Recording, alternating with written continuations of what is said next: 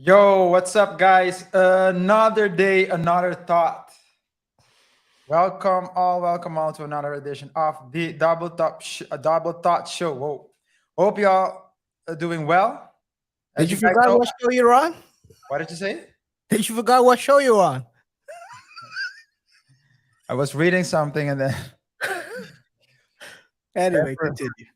Yeah, guys. As you guys know, I'm RJ here with my co-host KR. We want to thank everyone that's watching the live show and of course everyone watching the rebroadcast as well. Guys, please let us know in the chat if you can hear us just by pressing 1. Put some ones in the chat so we know that you guys aren't missing out on anything. Well, RJ is checking the chat out. Guys, remember to follow us on Instagram, Facebook. I mean, like the live show, like the rebroadcast. Help us, really help us get it with the algorithm if you can do that, and also with the recommendations. I mean, more likes, more people get recommended to watch it. And also, don't forget to subscribe on the YouTube channel. We try our best to bring you as much value as possible. Right now, this time, we're trying to focus on getting more subscribers, getting our subscribers up. And we would appreciate a lot if you would subscribe. I mean, hey, man. And also, don't forget, share the video with your friends, family, or even distract your enemies with it. You never know. Yeah. So, guys, before we proceed with the show, the usual disclaimer: the views and opinions expressed on this show, so at least in the videos that we show in this show, aren't necessarily the thoughts and opinions of Double Thought Show, nor do they reflect the thoughts necessarily reflect the thoughts and opinions of Double Thought Show, nor KR and myself. Well, maybe KR. I don't know. I'll let KR speak for himself. But no, that's a I let joke, my guys. lawyer speak for me. No. That's a joke, guys. Okay. Okay. Imagine, can you imagine that can you imagine if this comment gets you gets you in court? Just like just by saying that you do not fall under this disclaimer. The wild things you say sometimes in the show. You might be right. You might be right on that one. Yeah, guys. So let me proceed with a disclaimer. All topics and themes and stories are for entertainment purposes only. Viewer discretion is advised. All commentary is alleged. Yes, sir. We are no financial advisors in this program. We do not provide any kind of advice, life advice, legal advice, any kind of advice. This show is purely to provide entertainment and share thoughts and opinions with our followers. For personal advice in a particular aspect of your life, we urge you to seek the respective professionals in the fields where you require assistance. With that being said, it's time. Welcome, guys, to today's show. As RJ already said, we have a quite an interesting topic for today. As you can see in the title, is there a way out for SBF? Charlie Javice and Jordan, or are they in too deep? We're gonna discuss these three topics. I mean, it's pretty clear what we're gonna talk about. Guys might not know the Charlie's story, but you'll know it in a couple of minutes.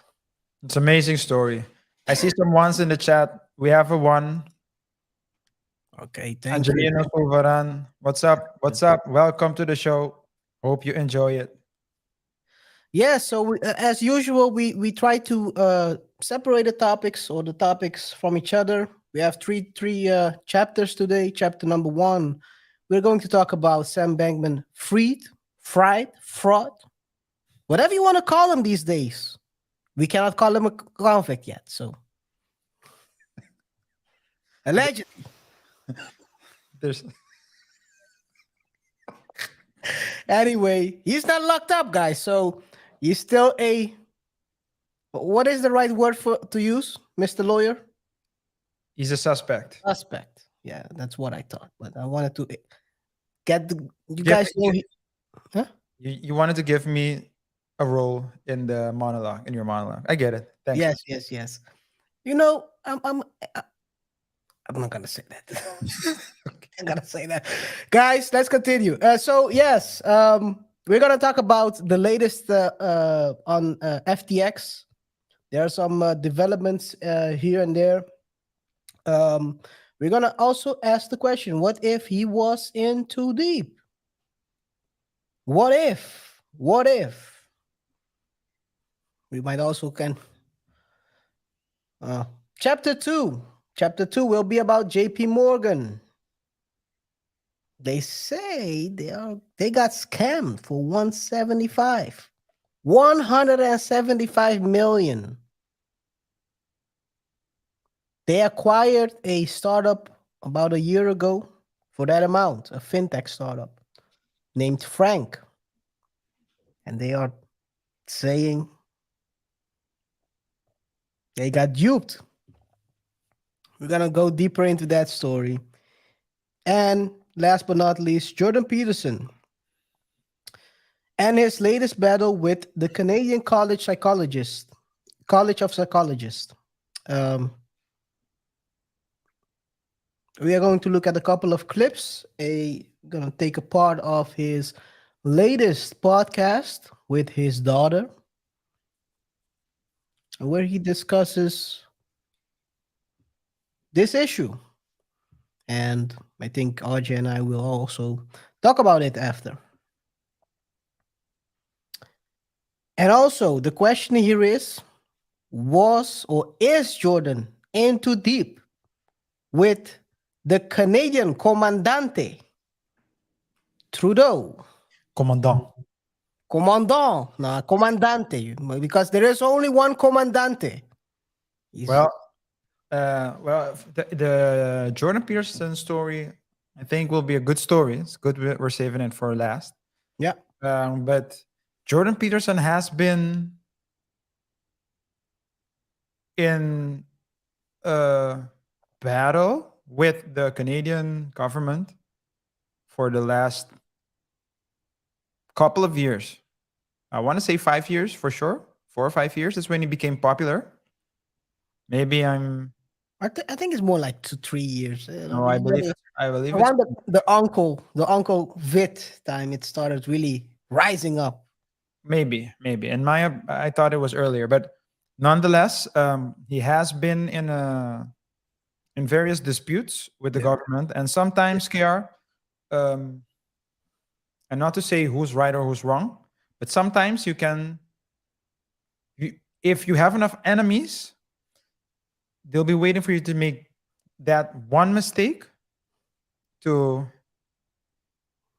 Even if you didn't make a mistake. exactly to finish you off, and not in a good way. Let's continue. You open the door, but I'll close it. I'll close it for myself. I was waiting for you to take that sip. I'm gonna close that door. Alright. RJ, please put Yes. in the chat. Guys, I'm gonna drop the link in the chat so you can call in to discuss the topic. If at any point in time during the show you want to come up and share your opinion or thoughts on a specific matter, feel free to use the link.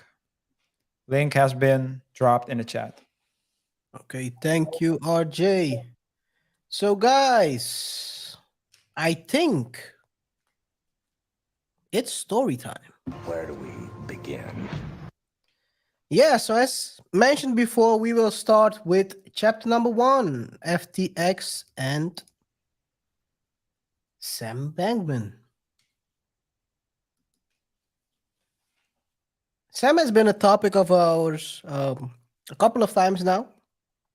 It's a very interesting story. It's a very intriguing story. It also shows you how mismanagement of purposely, maybe, who knows? We will the trial will tell whether it's purpose.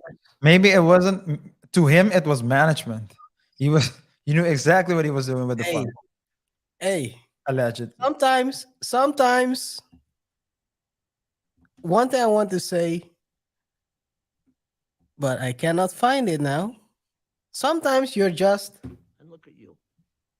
You're average at best. you're average at best. But let's start with FTX. So, one of the things that's more intriguing about FTX is the connections, the rise to the top, the quick rise to the top. Sam and the company made, and Joe Rogan, a frequent person we review on this channel, talked about this real short, relating to, well, specifically this time, the average they are, the first clip. Let's start with that. Brought him in. The White House brought him in to talk about the pandemic, apparently. What? And just as general information. They said they're asking about crypto. If but- you're gonna fucking ask someone about the pandemic, would it be that guy on the right? I mean, I would love to see a conversation between Oh the guy my on the God. left, Yes. Biden, Yeah. and the guy on the right. The guy on the left is making up words. The guy on the right is on amphetamines. Come on, man. Press Secretary Karine Jean-Pierre conceded that 4 meetings may have also covered general information about crypto. Between senior Biden officials were about the pandemic. Like what? Yeah. What could that fucking young kid doing speed fucking his neighbors? Well, look, here's the thing.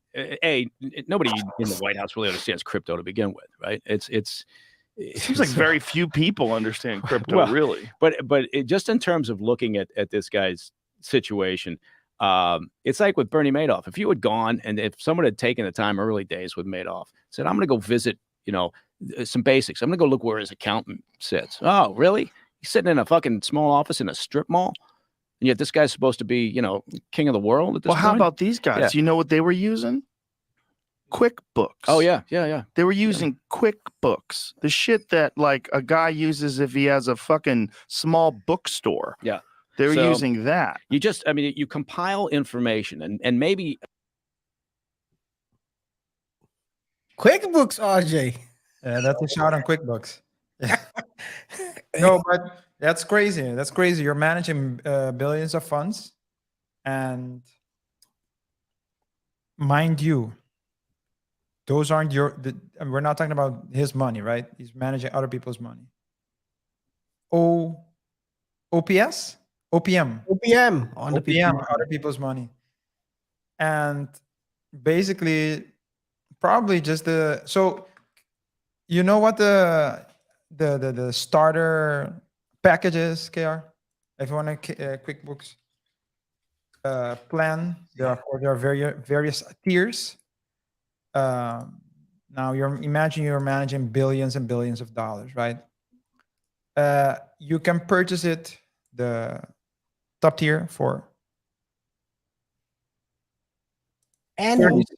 Let's put the annual amount. Yeah. Well, it's in euros, but Well, it's approximately $400 a year. That's probably not the best software for you to use. to manage To manage 65 billion. billions. Come on, bro. No. Come on, bro. Oh my god. It's if you think about it, there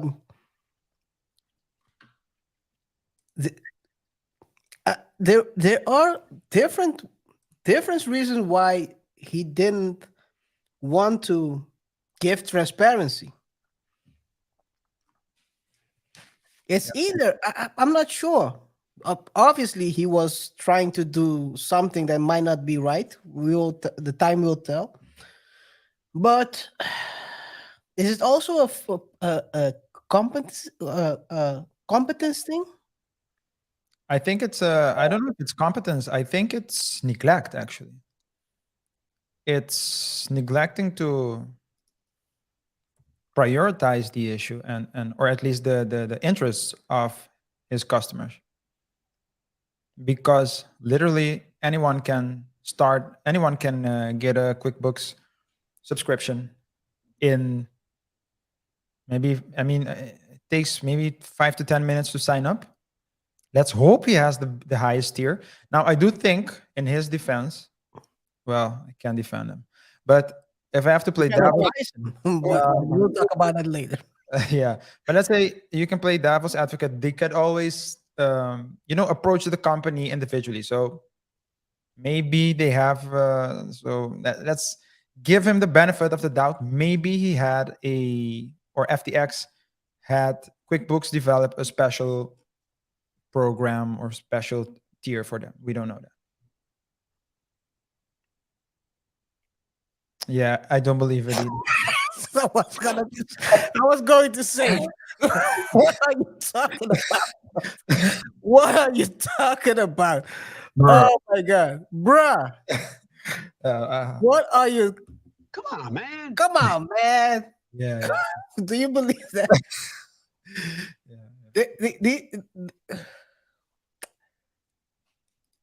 Guys, so this is the article they were talking about. The new CEO basically said that they were using QuickBooks for its accountant echoes the scene of Breaking Bad. Which kind of swears uses QuickBooks? Hey, this is crazy. This is crazy. This is the fact. Wow, the fact that no one caught this early on. But hey, it is what it is. It is what it is. It is what it is. So, one thing we talked about in earlier episodes, where we discussed FTX, was also the fact that they were giving a lot of donations going around, spreading the love in its own way, Well, in different ways as well. different. Guys, go look up the videos. We have a special playlist. Let me see if I can find it real quick for you guys. I'll open it up later on. We have a special playlist with all our videos of FTX, and there are some bizarre stories in there. Yeah. This QuickBooks would also be in there, real short. But Well, continue the show. I'll look it up. oh yes, please. So yes, donations. Let's see what Joe has to say, along with former CIA officer Mike Baker, relating to donations of FTX. I mean, you compile information and maybe one or two pieces of it. Like, okay, you look at the guy and go, this guy doesn't look like a rocket scientist. And you know, his lifestyle, you look at lifestyle issues, maybe they're bizarre, but you compile as much information about the entire apparatus as possible. And I would argue that anybody in their right mind, if they had taken the time to do significant due diligence, would have stepped back and said, oh, no, not doing this guy. You know, I don't care how many celebrities he's got put in there. And you know, and he was going after celebrities for a reason, just like you name an arena or Right. because it gives you fucking The credibility. same reason why he's Right. donating so much money. Yes, and you know, the donations. Anybody who thinks he wasn't doing that to exert leverage or to gather information, you know, again, naive, ignorant, you know, whatever. Well, But his mother was a big time Democratic operative too, Mhm. right? Yeah. So that was probably part of his connection. yeah, it's a shame because you know a lot of people were hurt. You know, whether they claw that money back or not. Millions you of know, people. Yeah, and you know some of the Basically, what we've been talking about, the leverage part, creating leverage, trying to get people to buy into your idea.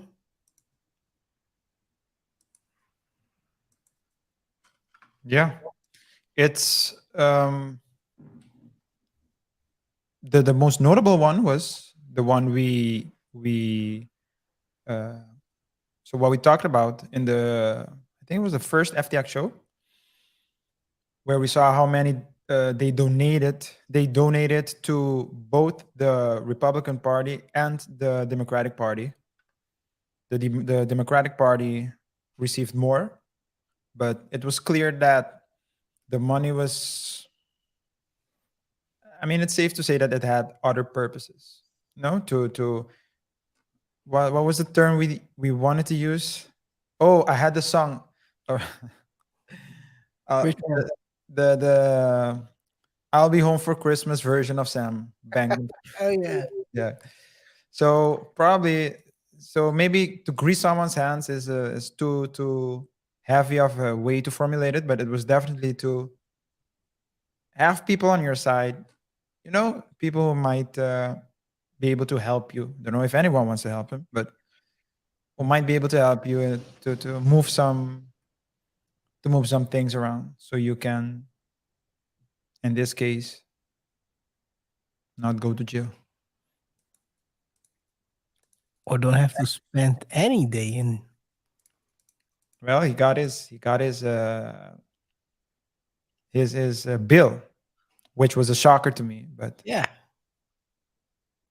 a person that doesn't have money to put up that amount of bill. Anyway, connections. That's why you buy in. Anyway, so guys, this is the the exact playlist. We have roundabout, I think, 36 videos by now. I didn't know we had 36. It's a lot. we basically broke down the whole FTX and CZ saga. We have which is Binance. Yeah. I think that's probably one of the whole saga is kind of big, but I cannot find it. Let me see where it is. We have also the hearing from Kevin O'Leary, where he basically explains his deal and how everything went down. So we have a lot of information on this. If you want to know more about FTX, just go to the playlist. We'll continue with Joe Rogan with same clip, different part. In this part, they are talking about, and there's one thing we have already addressed as well. So, but then again, it's also good to hear others basically say things that we were saying before, basically confirming our ideas, which we had, why he did it, and how Sam was trying to influence regulations. Of course, I have to press. So they haven't decided. They're still trying to figure it out, right? Which, again, I would argue is one of the reasons why SBF was putting money into politics. If you can get ahead of the game, I'll tell you as an example. There's a reason why I'm telling the story. Early days of Iraq, I'm talking like 2003, 2004, 2005. My company had a lot of people there because we were supporting security operations for a lot of the infrastructure companies, and so they're out there trying to rebuild parts of the country. They're doing things. Well, they've got to have security and they've got to have people handling a variety of problems for them. So we had gotten out there very early. We were out there in early 2003, right at the very beginning. And it didn't take long. At first there was several months where it was relatively peaceful. Shit started to hit the fan out there in about September of 2003, right? Really started going south, and then it started getting violent. And there's 2004, 2005, the security business in Iraq just started a variety of problems with them. So we had gotten out there very early. We were out there in early 2003, right at the very beginning. And it didn't take long. At first there was several months where it was relatively peaceful. Shit started to hit the fan out there in about September of 2003, right? Really started going south, and then it started getting violent. And there's 2004, 2005, the security business in Iraq just ballooned, right? Suddenly you couldn't swing at that cat without hitting another security company. They just popped up out of nowhere. You'd be out there and say, who are you guys with? And they'd say some company you'd never heard of, right? And just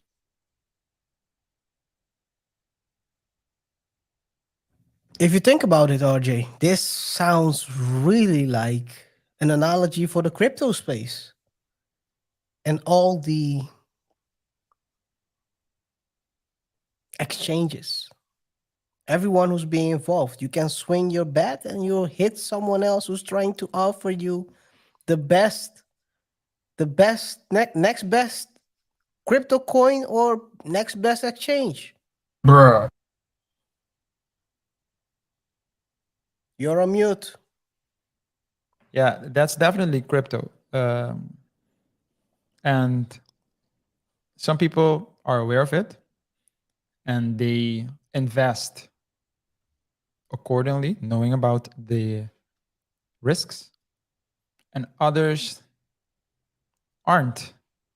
And they think, oh, this is just another way, a quick win game. And so, yeah, it's not surprising that, especially because the crypto space isn't regulated, right? That's what's appealing to people, because the entry bar is low, but that's also the risks you run, because there are no bodies in place to control everything that's going on. So it also opens the door to scammers. Yeah. In that case. Yeah.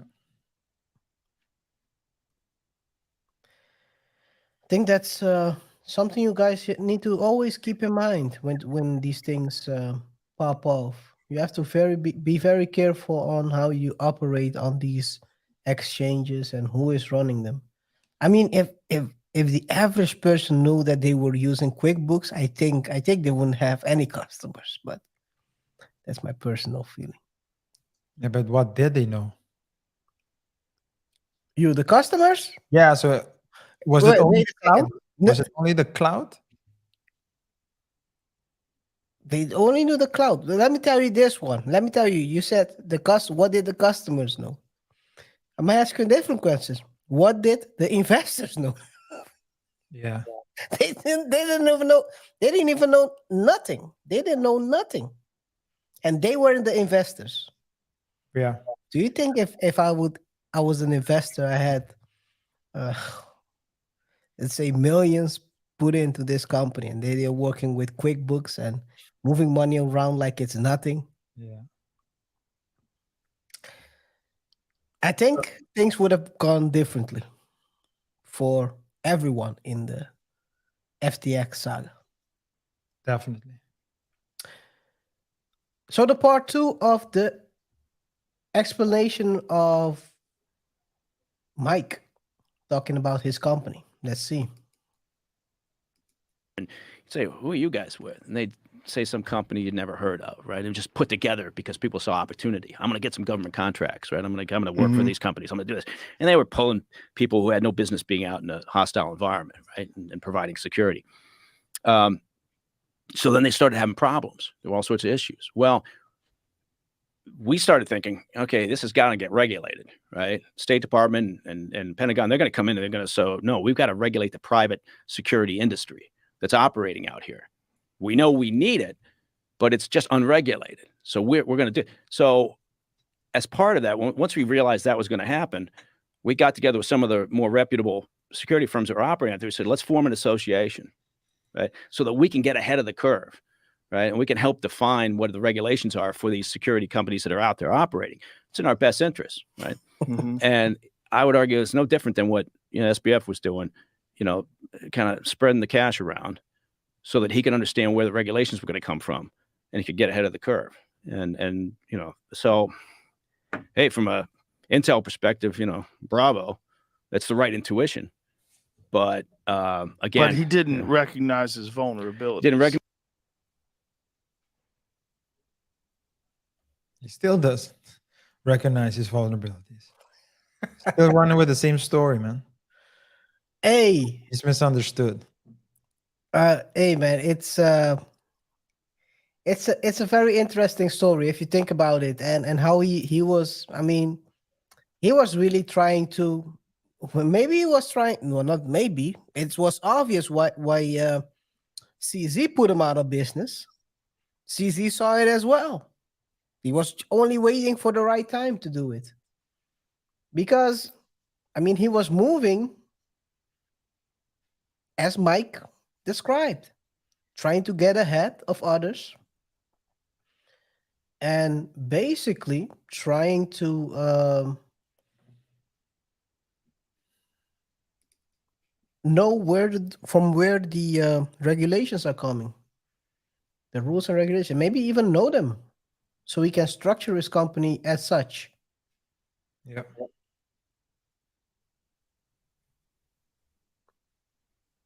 What is your do you have any opinions from the law perspective on this? No, I think we covered the legal part on the last show. He had he was managing third party funds, a lot of money from other people, and he therefore had the obligation to do it in such a way that the financial interest of each customer would be protected, even in an event, let's say an unforeseeable event. For example, earthquake or something like that, COVID, whatever happens. So he didn't do that. He neglected it completely. He completely neglected the rules of corporate governance, I recall in one of the previous shows, we also talked about the fact that even I forgot who it was that tried to talk to him about the importance of Shamat. try to talk to him about I can't pronounce his last name, but Shamat. about the importance of having a corporate structure. So you have the checks and balances in your company, and he basically flipped them off verbally. So goes to show that he never had interests. He never had the interest to protect the money of his customers and investors in a correct way. Amen. Sometimes your biggest enemy are the ones you work with Yeah. or your customer of. Yeah. Tough. Anyway, let's see. We have, other than that, FTX, well, the new FTX CEO. So they're trying to claw back all the money that has been, all the love that has been spread around. Let's call it love. They have been able to locate about $5 billion in cash and liquid assets. Among that is also a particular amount of 55 million. Well, that's the the Department of Justice seized. Next to that, also 55 million in Robinhood shares, which is worth nearly 500 million from Sam Bankman.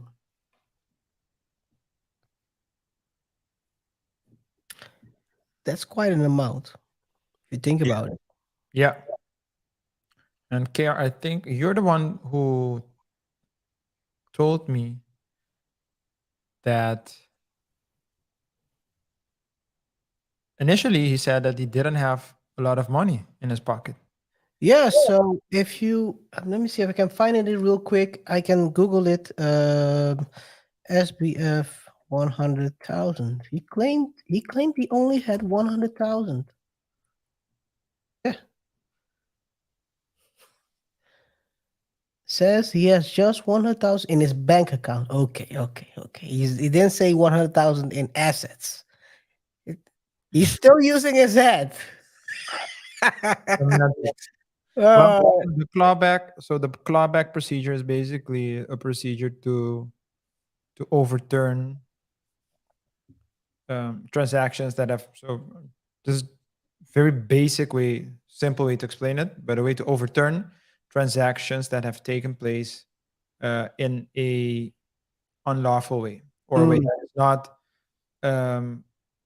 that way. So in a way where the rules, regulations, be it the rules of the law or perhaps rules of the company, were not followed. Therefore, you can claim that the transaction should be void and or at least overturned, so you can get the money back. And or at least, yeah, in this case, is getting the money back. So that's what the new CEO is doing of FTX, because of course SBF Sam Bankman-Fried Freed Fraud isn't FTX, and FTX isn't SBF, right? The person is not the company. The company is not the person. The company is actually, under the eyes of the law, a separate. It's a separate person. It's a legal person, a legal entity. Wait, first of all, you're not gonna speed past that like you didn't just say what you just said. Wait a minute. You're talking from the logical and the law. According to Sam, your money is my money. That's true.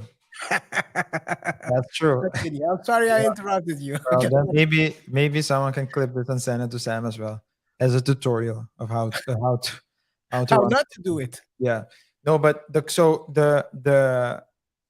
so even if you are, this is very important. A lot of business owners do not realize it. If you have a business, you're obligated to treat that business in a way that is that is beneficial to the business.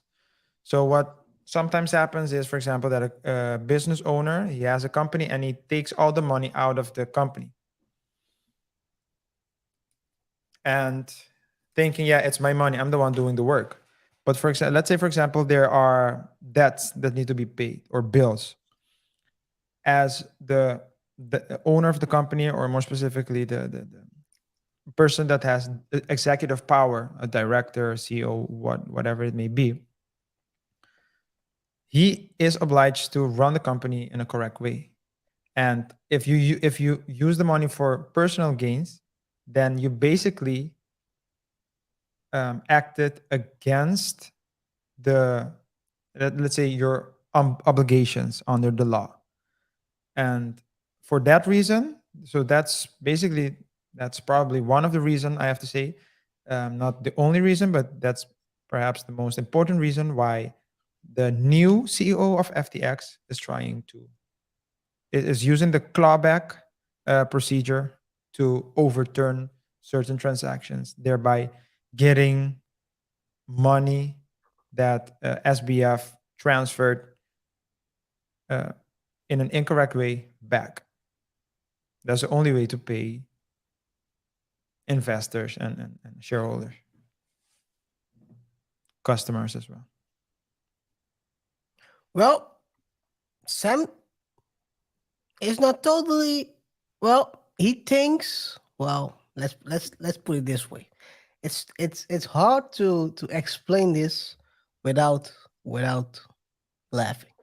But so as we said, he has 500 million in of shares of Robinhood. It's not clear how he got that money. Maybe before he started FTX. I doubt it, but let's say he has it. According to him. Come on. If he had it before FTX, he was running a cartel. Come on. Come on. You might be right on that. Yeah, come on. You might be right on that.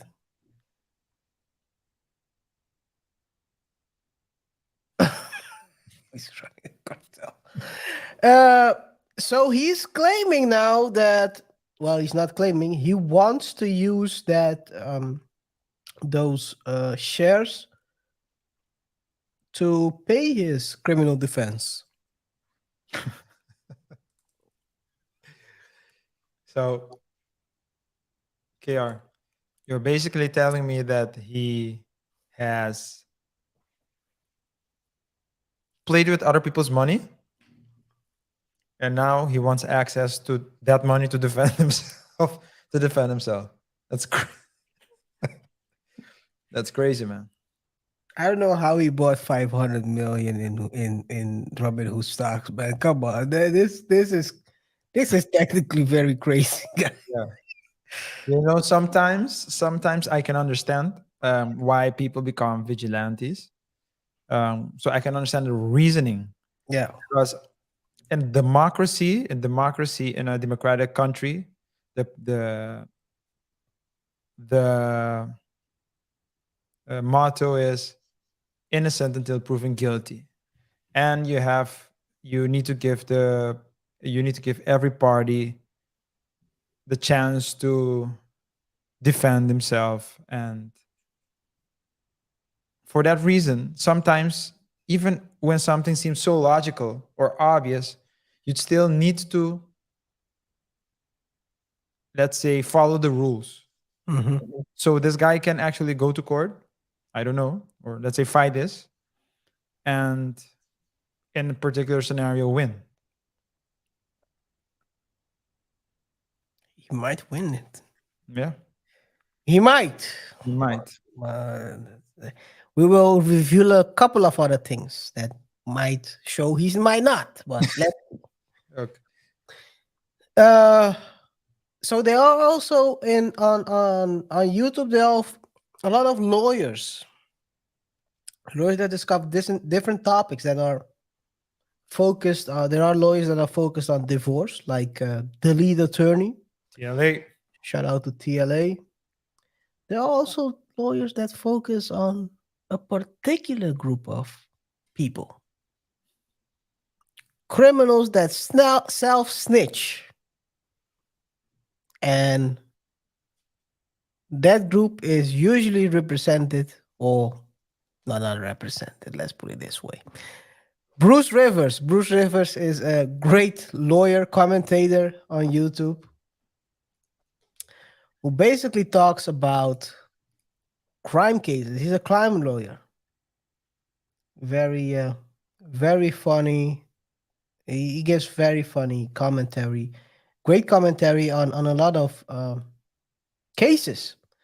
This particular case, he chimed in as well. So let's see what Bruce has to say relating to the Robin Hood and the share story. Robin Hood. He's trying to claim those are my assets because I need money for my legal fees. These lawyers who are taking the case, they better be awfully careful about sourcing the funds that they are charging their client, because if those funds come from one of the victims or can be traced back to the victim, or into a pot of money that can be traced back to a victim, those lawyers are going to have to cough back up those fees. There's a thing called clawback. So when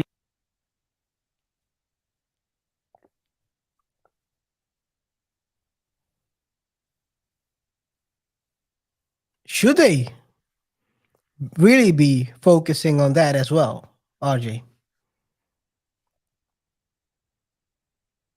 You're on mute. I said focusing on what? Focusing on that they're not being paid. That's the tough part right here. Because what money is SBF's money and what isn't? Yeah. So this is actually one of the tough things about. So I'm not saying this is white collar crime, but in white collar criminal cases, you have to be able to prove that $1, for example, $1 was obtained in an illegal manner and turned, let's say, and washed through a company, to bring it in the white economy or the official economy. So that's going to be very difficult to prove, definitely. The real question here is who has the burden of proof. So who needs to prove that the money belongs to either SBF or the investors? The one that needs to prove it, if it's SBF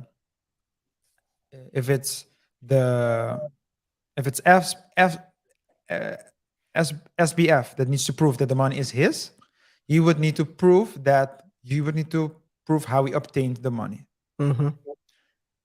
The majority of time, it's the party that is claiming something that would need to prove it.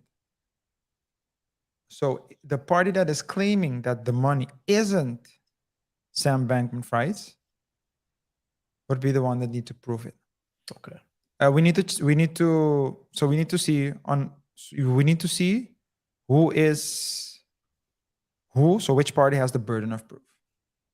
But if it's the other party, if it's not Sam, but if it's the other party, maybe the SEC or whatever the other party, whoever the other party is, then that party would need to prove it. And I think it's a very difficult thing to prove, especially, and this is like chicken or egg, because there is no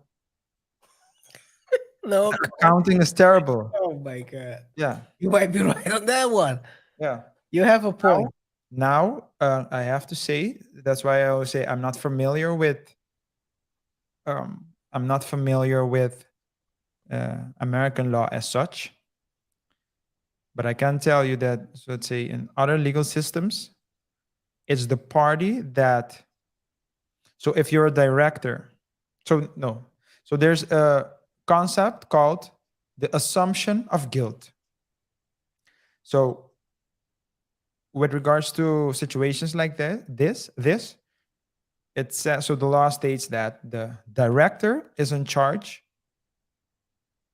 or at least should make sure that the accounting is done in a proper way, because the accounting needs to reflect the actual situation of the company.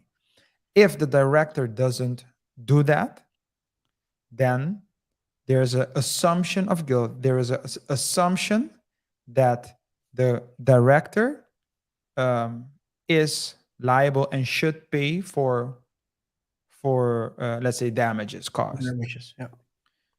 I don't know to what extent this will play a role in this case, because as I've already mentioned or already said, I'm not familiar with the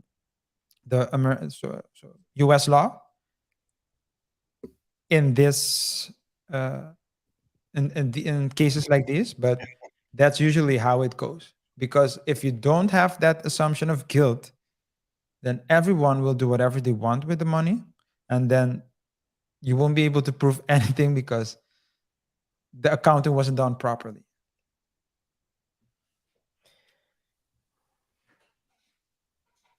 No, great point. So I have nothing to add. Let's see what else Bruce has to say relating to the movement of the money that are going on right now. So he took $546 million from the hedge fund Alameda, and they bought a stake in Robinhood. So that's $500 million, right? And then he took money from FTX and then tried to pump up Alameda. In other words, he's taking pots of money from people that don't belong to him and doing whatever he wants with them. And that's what Andrew Ross Sorkin was saying is, if I work at the bank and I take out $1,000 and it's not my money, it's not my account, but I just take it out of the cash drawer, and then I bring back $1,100 tomorrow, well, I still stole the money for that time period, right? So he is absolutely fucked. And I don't mean that lightly. These are big numbers that we're dealing with here. Now,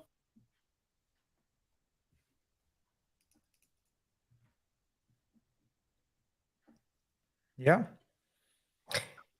It's kind of crazy if you think about it. I think so. It's an assumption. It's a theory I have relating to Sam. Okay. I think what Sam wanted to do was leverage every cent of his customers to make money for himself, and then put the money back.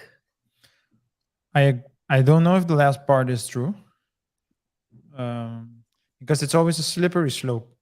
What you see is oftentimes where there's theft and fraud, it doesn't start with big amounts. It starts with small amounts. And every time you see that you can get away with a small amount, you get greedy and try to go, look for bigger fishes to fry.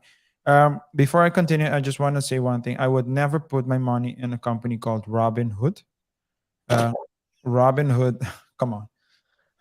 Robinhood is a classic. It's a story about Not of name, but yeah. It's a story. So I think it's Tell an the story. old English tale, I believe, about a man that robbed from the rich and gave it to the poor. So by putting my money in, so if I was the one putting in the money, so putting money in Robinhood, that would probably mean that I was the one getting robbed. Now, Robinhood has nothing to do with FTX, of course, but Yeah. I would But never. they've been robbing the customers as well, right? Yeah, so I would never. But, Allegedly. but he makes a very interesting point, and it's a very true point as well.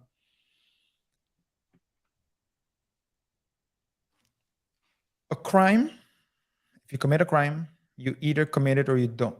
So when you commit a crime, you've already committed it. What you can do sometimes is try to repair it, right? To compensate.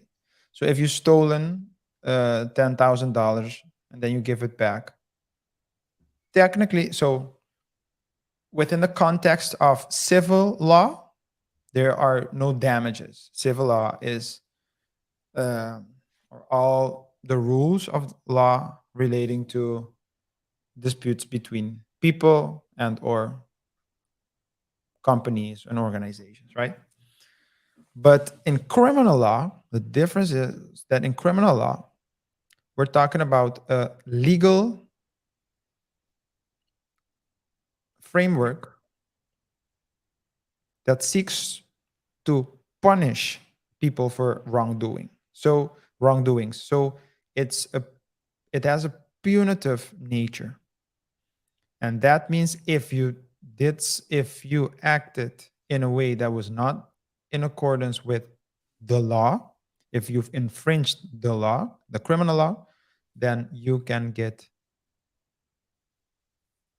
punished by paying back the money. Maybe, let's say, according to civil law, there is no damages. Let's say he manages to get to collect all the money of his investors and pay them back. That would mean that under civil law, there are no damages, so no one can claim anything. They can sue him for losses. But the criminal law, so the prosecutor can still prosecute him to punish him for what he did. And that's what the lawyer is alluding to here. Clear. So one thing you said already in a couple of minutes ago, RJ, that you were surprised about the bond, and you're not the only one. Bruce is also quite surprised. I'm gonna show you guys the next clip. And he has also some harsh words to our topic, our main topic. I thought you were about to say our friend. I was like,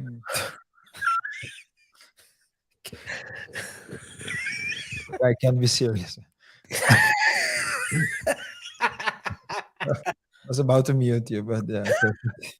Oh man, I said our topic. Yeah, our topic. Guidelines that he's looking at. I'm actually surprised with the trip to the Bahamas, with the guidelines that he's looking at, that he was able to get released.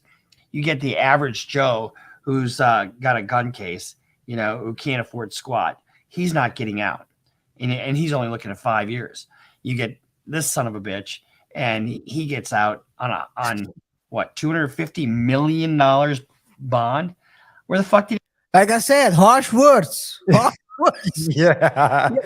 Why you have to bring his mama in here? Yo, it almost seems like he also had money invested in FTX. Like, there's something personal there, man. It was a personal shot. Yeah. That's for sure. he get that? So $50 million bond? Where the fuck did he get that? So this guy I guarantee you, he's got money hidden all over the fucking place. And then you got him all over. You can Google all these different interviews, and you can see him self-snitch. And every single one of these interviews, he doesn't come off like he knows what he's doing. He doesn't come off slick. He comes off like a moron.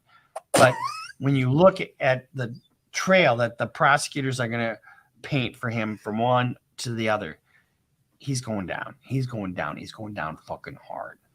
So, and then I think that his former girlfriend who was running Alameda, she's going down as well. One of his business partners already pled guilty on this case. Well, allegedly they were all going down together with each other. Oh, that's a shot. That's a shot right there. All getting down with each other. Getting down. I found a video, by the way. Maybe you can share it later on, or I can drop the link in the chat. Which one? Video about what? You remember we talked a couple of minutes back about the team, SBF's team, so the FTX team, who were in the inner circle, etc. Escapades. The escapades. Escapades, yeah. So I Drop found it, drop it in the chat so people can access it at drop, all times. I'll drop it in the chat. And 1 hour. Let me write it down.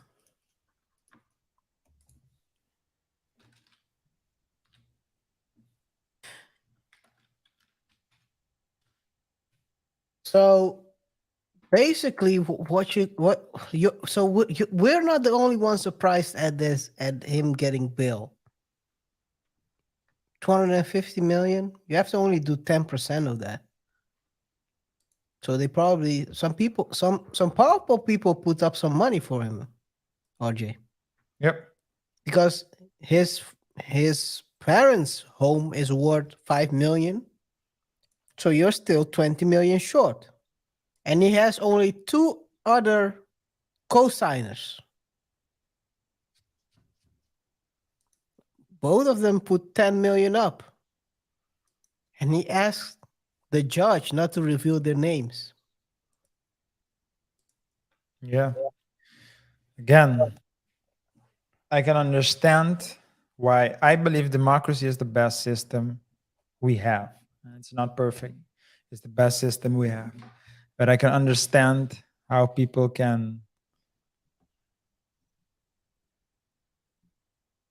point out, or at least how people will point out its flaws, especially in cases like this where it's obvious that someone has done wrong, but you still need to respect all the procedures to prove it. Yeah, it is true. And prove it, they might be able to. They really might be able to prove it. Because people are telling RJ, his co-founder basically told on him. According to Delaware bankruptcy, Sam Bankman-Fried fraud instructed his FTX co-founder, Gary Wang, to basically create a backdoor, a secret backdoor, that would enable his trading firm, Alameda, to access, or let's say borrow, 65 billion. Whoa, big difference. Billion with a B. A B from booty shorts.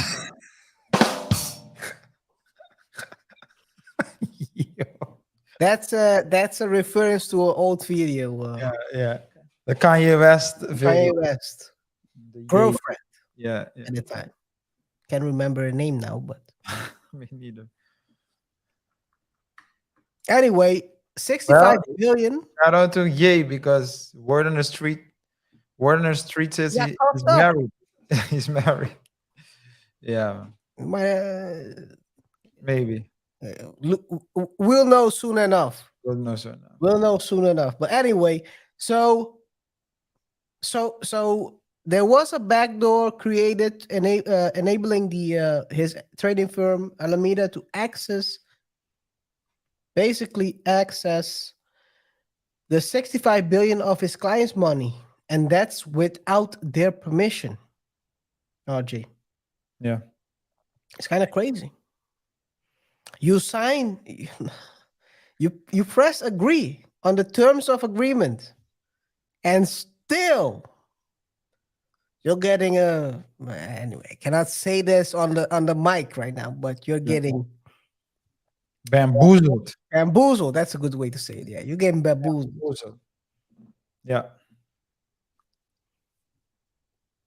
FTX lawyer Andrew Dietrich, or Dietrich, as they say in English, told the court that with that 65 billion, they bought planes, homes, through parties, through not gonna use the word, and made political donations. Check out the video, guys. Really. I shared the link in the chat. Check out the video. They were Wilding out. wilding out. They were wilding out. So KR, that's taking team chemistry to a whole nother level. That's the HR Team of building. the HR department of FTX was wilding, you know. Team building exercises. Oh.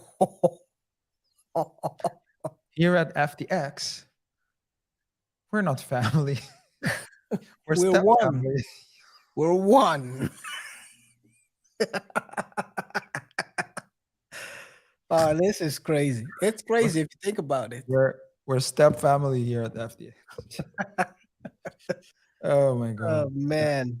Anyway, so basically the backdoor has been revealed. Gary has been telling. Gary has been singing. Yeah. He's been singing with the auto-tune. Gary is one of the Co-founders. founders of FTX. Gary Wang. We talked about him also in the previous show about this. Yeah. Gary has been telling. Yes? Yeah. Continue. No, Matt. You wanted to say something? No. I was just no. I just wanted to say I said that he was a co-founder just in case, because in the last show we went more in depth on Wang, but yeah. He's a co-founder and he's singing on the auto tune. Huh. SBX told me. I don't have auto tune on this mic, guys. Well, Otherwise, I would have put it on. The best thing I have. Is this, but yeah, I don't think that's out of tune. So. well, I think was it this one? What are you using? So yeah.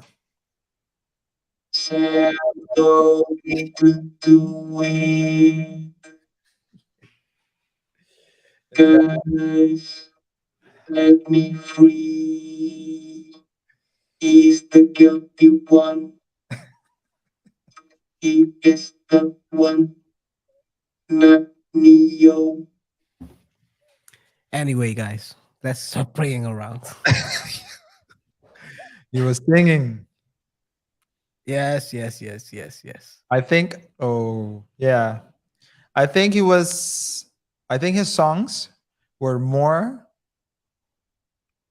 I mean, if you're gonna compare snitching to a song, there's only one storyteller. Coincidentally, so there's only one storyteller, singer, that can tell stories like that. Snitching while singing. Coincidentally, he's also in jail. Bum, bum, bum.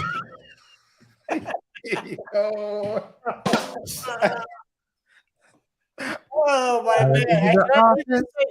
I can't even say what I'm thinking right now. I went into the office. Sam looked at me in my face. He told me the back door. He gave me the only key. He was wearing a blue shirt. Uncombed hair. You gotta put the uncombed hair in there. That's the only. Yeah. But Gary is not the only one talking. No. RJ. Everyone is talking. I mean, I don't know. The Twitter fingers are still going on. We talked about this in a previous show. The guy is still with the Twitter fingers. He's responding. He hasn't posted a statement since December, but he's still responding to people on Twitter. KR. Tell me.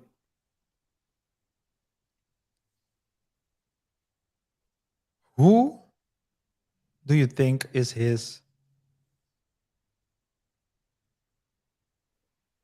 tweet advisor?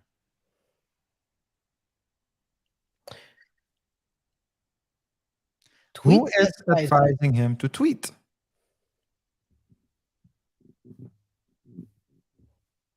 First of all, I would say no one. But if I would go to someone who's talking too much, singing too much, self-snitching. If I wouldn't know better that they were locked up, I would say Young Tuck. Yeah. Let me guess. It's probably the wrong answer, right? Well, I had someone else in mind. Who else? Well, I had two people in mind. But the first one is too smart. So he does tweet, but he doesn't incriminate himself. Who's that? The Unk. That's Trump, of course. He's the one with the Twitter He's not feed. tweeting anymore. No. Well, that's. But the second one, this made so the other person that he made me think of is Ye. Although he hasn't been tweeting anymore, but Ye, in the past shows, we saw that he kept on tweeting. So he thought, if I just keep digging long enough, I might end up in China. I might end up in the other side of the world. Or struck oil, or struck gold. Whatever it may be. Strike gold. Wherever it may be. He Well, struck something else. He struck a particular religion. Yeah. Shout out to my people. Anyway, Yeah. um, That's an example of someone that has too many yes men around. as a lawyer, because this is not the only thing, by the way. I'll ask you the question after I'll show you this one as well. On Thursday, so a couple of days ago, he posted a quite extensive blog post on Substack titled FTX Premortem Overview. Mhm. He basically claims that he was strong-armed into appointing a new CEO who filed for bankruptcy, and that with more time he could have paid out his customers. Probably would have leveraged another deal, but anyway. He also suggested in that, and I'm gonna show you guys the part of this this blog post. He also suggested that he could have salvaged the company. He said basically, if FTX were to be FTX International, to be exact, were to be rebooted, there would be a real possibility of customers being made substantially whole. Nearly all my assets, also he claims, nearly all my assets are still utilized to backstop FTX customers. Maybe he's talking about that Robinhood, those Robinhood shares, which he Maybe. also wants to use for his lawyers. I have, for instance, offered. Oh yeah, he's talking about it. I've what he said is I have offered to contribute nearly all of my personal belongings, including my Robinhood shares. So it's a bit split. He might want to give part of that up, but I guess Yeah. not all. Yeah, I think so. In financial companies, oftentimes you have a investment committee, and the investment committee. So you have that in banks and insurance companies, and other types of companies, but they are very essential in the investment policies. So what happens is that, or at least not creating the investment policies, but making sure that the investment policy is being adhered to. So a an investment committee oftentimes consists of various employees within the company, within the organization, and they have one purpose in mind. They have one main task, one main purpose in the whole organization, and that is to approve or deny. And sometimes they can approve or deny loans, approve or deny investment requests. Mhm. Sometimes their decisions are definitive. Other times their decisions are more advices to, let's say, the company itself, right? Again, these are all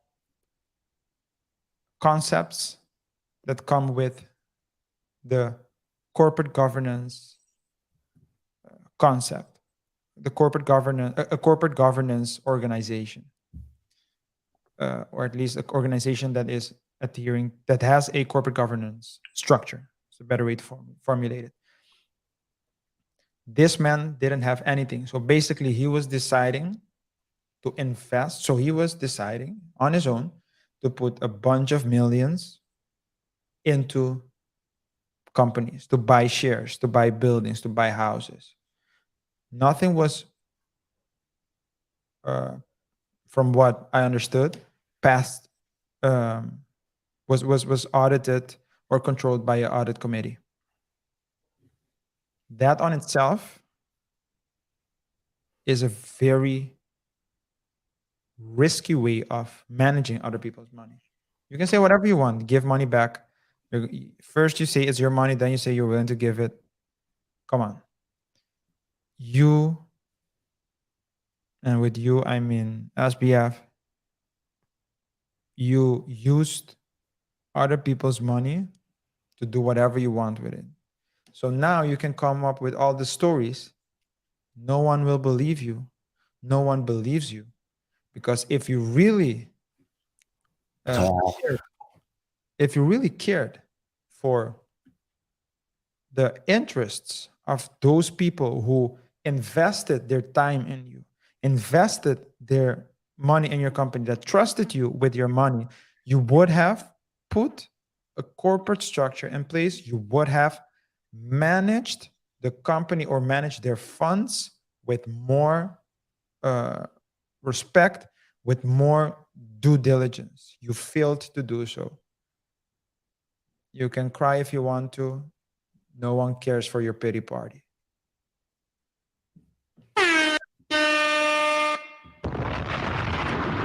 Don DeMarco. And that was a good one, bro. Yeah. That No, but was it's a very true. good one. You're right. This dude's been crying. I mean, He's playing the victim. he's still crying, by the way. Look at this. He blames.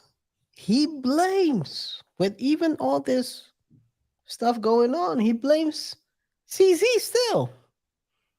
Quick targeted crash precipitated by the CEO of Binance made Alameda insolvent. You gotta be out of your mind. You've been moving money around. Allegedly, Alameda was losing money hand over fist. You had a CEO who probably couldn't even count 1 + 1. Yeah. Well, she said in the interview she doesn't need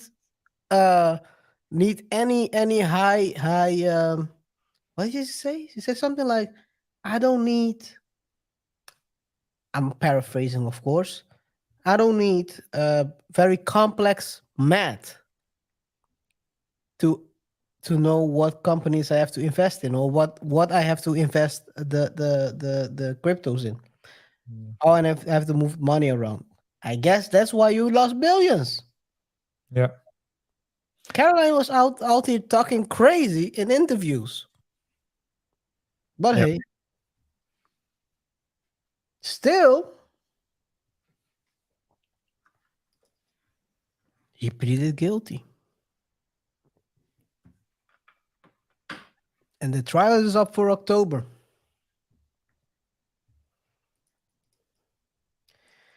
So RJ, we are clearly seeing the patterns of with his tweets and also the blog post he made. It's the tweets after the crash, the tweets he's still posting or tweeting right now, and the blog post. He's trying to basically what he has been doing all the time, get ahead of the narrative and basically setting the narrative how the media should tackle or talk about him. Because if he posts a blog post, they will post articles about the blog post, not really about the other things. Well, at this point, we can clearly see he's obviously in it way too deep. Yeah. And what we've seen is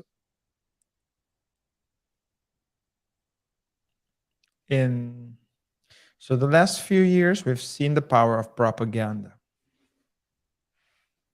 Just keep telling a story long enough and people will believe it. There are a lot of cases of people who got canceled, but they just kept on telling their own story. And we should cancel. Can someone really get canceled? Well, they can, we've seen. But it's like when we say cancel, it's like you're not, let's say if they were to hold a poll, you would be dead last. Deleted last. So Thank you.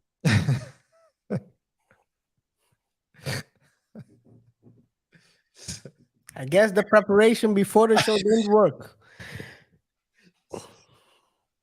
So what well, actually I didn't started it, because I mean 20 minutes ago there were a lot of F words being well,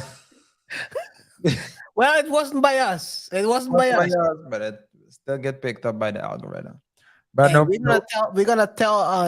gonna snitch on our dude Bruce, man. Yeah, Bruce, you're going down. no, but Anyway. yeah. So you see, yeah, I forgot what I was saying. Actually, I lost my train of thought. Anyway, but let's go for the hypothetical route. We've been talking, of course, about I remember now. Oh, you remember now? Continue. Yeah. So I was saying that if they were to hold a poll, those people would have been canceled. So those people weren't that popular. Perhaps they said something wrong or did something wrong, but they just kept on doing their things, kept on posting on social media, and of course the comments were hateful. But they just kept on posting, and slowly but surely you could see a shift in the energy, in the, let's say, in the reactions of their posts, because 2 weeks later something else happened that got attention, and they just kept on posting family pictures and God quotes. So you see, and that's propaganda. You just keep telling the same story, and I think that's what SBF is doing right now, just telling the same story until someone believes him.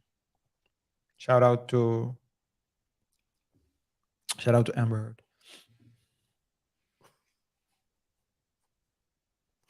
For every rule, there's an exception. Oh, let's continue. So RJ, I was about to say about something hypothetically. And I know you're not a criminal lawyer or criminal defense lawyer. If FTX or SBF. Sam Bankman-Fried fraud. Freed. Read. Puts 1 million in your pockets and ask you, RJ, I need your advice on how to angle this possibility of getting 200 year sentence. I want to angle it to lower it to 40. I want to lower it to 40. 40 years. I want to have chance for parole. How would you tell this? Tell me. How Well, would you? Yeah. I would say, first of all, Sam, Because you'd be in jail. you're going to jail for sure. Second of all, I would comply with my obligations under the law and give the SEC a heads up that I've just received $1 million and I don't know the source. As a lawyer, I'm obliged to do it. I have to do it. But yeah, on a serious note, I don't see a way out. I think the best strategy for him would be to return a majority of the money back. If he can return everything, that would be better. So that's what I would advise him. The more he can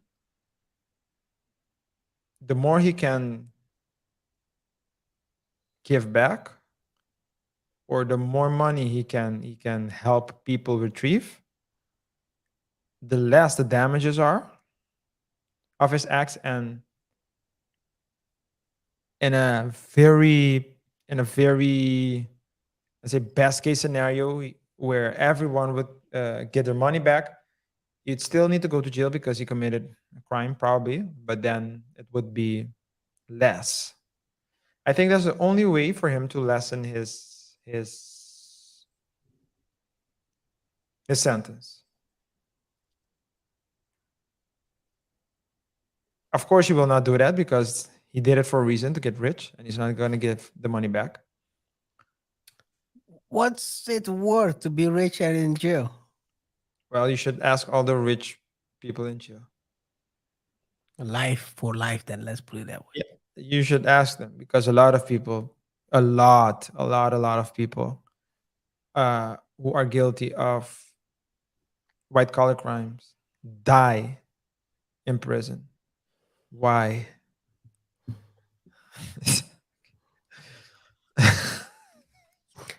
Hey yo. But they before Let us not use the other word, man.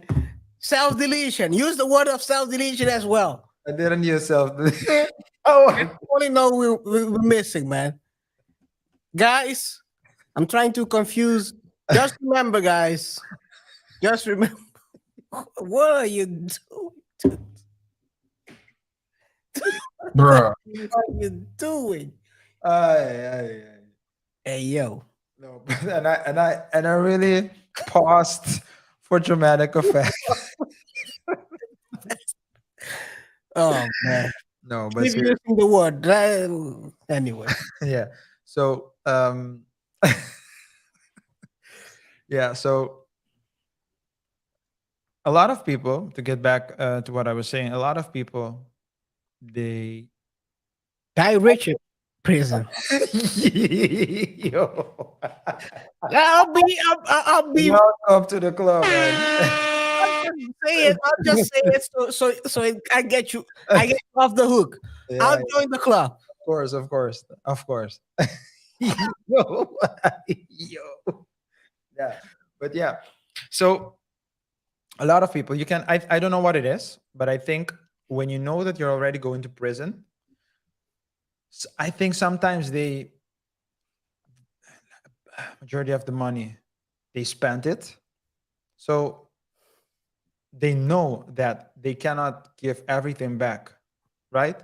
So in best case scenario, if they can give everything back, they would get, for example, 35 years. And if they don't, they would get 50 years.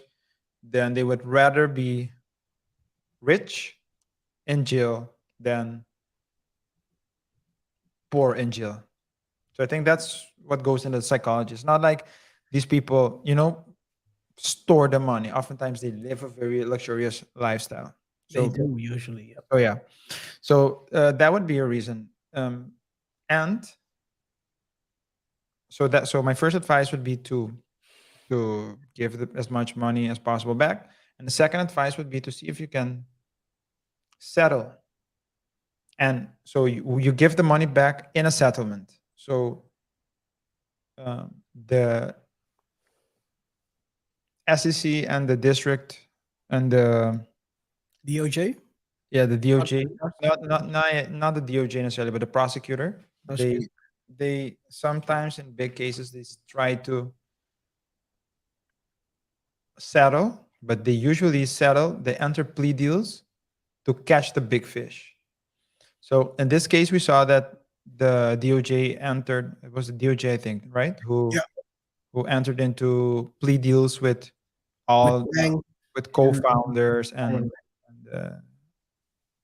SBF's ex-girlfriend and CEO of Alameda. and CEO of Alameda. So they've already entered into all the necessary plea deals, but they know that SBF needs to go down. That's why I think that in this particular case, I mean, his best chance would be to see if he can get into a deal, and no one will enter into a deal with him if he doesn't bring the money back. But no matter what, you will go to jail. That's inevitable. Well, as long as he's alive, he will go to jail. Good thing you didn't use the other word. Clear. I mean, that's what I wanted to close it on your opinion as a lawyer, whether he has a chance or not. Obviously, the odds. I don't think he's sitting there in jail and saying, I like those odds. It doesn't look like that. So at this point, I think it's the odds are against him, and we'll see how it works out. He might get 200 years, might get 50, but he's getting something. He's gonna leave, as Denzel says, he's gonna leave here with something. And everyone else, yeah, the other co-founders, his ex-girlfriend, everyone that's snitching. They're gonna get something. Word? You're getting 250 years? Wow. I gave 5. Cool. Wouldn't let that shit happen to me though. I mean, it is what it is. But this is the closing of chapter 1.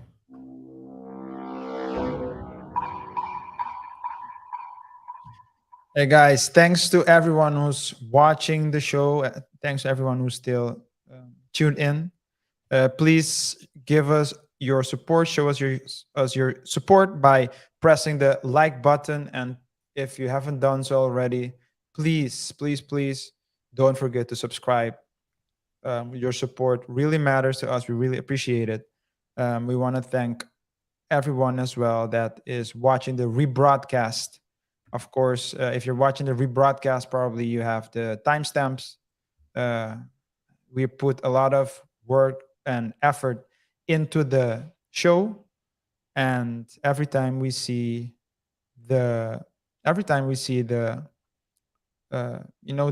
engagement under our videos, every time we see the support you give us, every time we see the watch hours, the views, and the amount of subscribers go up, it really helps us. It really motivates us to keep pushing and to keep pouring into this project and into this show. Guys, before you continue, as Kiara already said, we're going to chapter 2, but before we do so, we're gonna take a short break. How much? 1 minute, KR? 1 minute, about 1 minute. 1 minute. We're gonna take a short 1 minute break. Yeah. See you guys in 1 minute.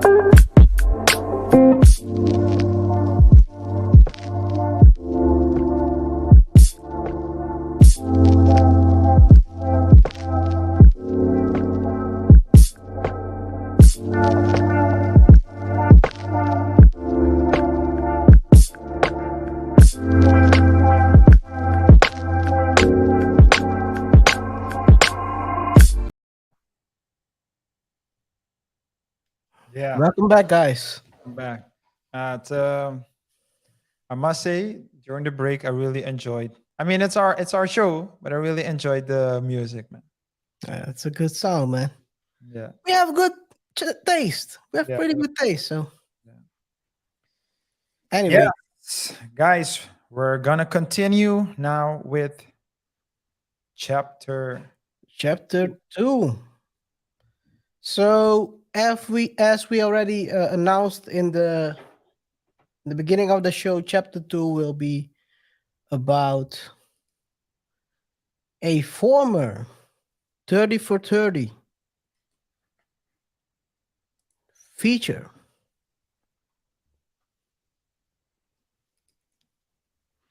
Miss Charlie Javice.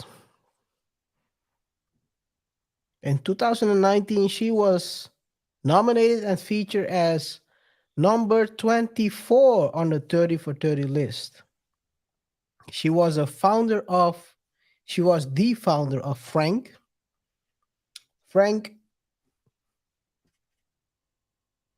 was supposed to be a startup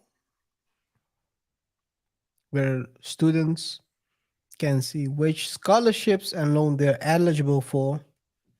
And also, they could do other things like guiding. The startup would help them, guide them through the application process, and that would happen within minutes, because it would accelerate the process. As you can also see on the website, it says when she was part of the 30 for 30, Javice has done her homework. Frank doesn't focus on the Ivy League borrower, as many loan refinance startups do. Indeed, many users are lower income, and some have spent time in prison. A lot of buzzwords so far. Javice supports online education, which is largely used by minority and lower income students, and she has and she says unfairly demonized. And because women hold a disproportionate amount of student loan debt in this country, Frank is not masculine around money. Whatever that means. Well, if what she did with the money was feminine, then masculine would mean to manage it properly. I think that what she was, yeah, come on. If you if you follow that logic, then the only logical conclusion, and of course it doesn't make sense. Of course it doesn't make sense. Argue, was it toxic toxic femininity? Come on. I don't know. Toxic. You open the door. Come Yeah, on. dude. I mean, toxic masculinity is the same nonsense, is a nonsense concept, just as toxic femininity, but it's just she managed, and of course what I said a while, so it was a joke, Yeah, but of course. come on, you can, it's obvious, pampering to feminists and trying to get people's money. Well, Hey, if female hold the large majority of the debt, you gotta cater to them, right? yeah, Man, well, yes, I guess it didn't work because she couldn't get enough customers. But let's see what else. I mean, during wait, that, but wait, because before you continue, KR, you said that Elizabeth Holmes was on the, or at least that she was, Charlie was on the Charlie Javice. for 30, Forbes 30 for 30 list, right? Yes. You know who was also on the 30 for 30 list of Forbes? Yeah, we talked about it a couple of shows ago. Yeah. It was Sam Bankman-Fried, Freed Fraud, who we just talked about, and also Elizabeth Holmes. So it seems to me that the 30 for 30 list is not something to look up to. It might be something to make you be aware of where the danger lies. Hmm. I mean, is it by accident that all these three people who were on the Forbes list have found themselves in financial trouble? Or is it a curse? To me,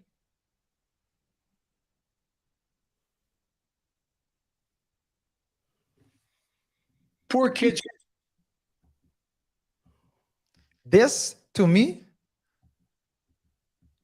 and with this I mean the Forbes 30 for 30, seems to be the equivalent of the Madden curse. Your name comes up. If your name comes up on the Forbes 30 for 30 list, hold on, Guaranteed. hold on to your assets. It's like a blacklist, man.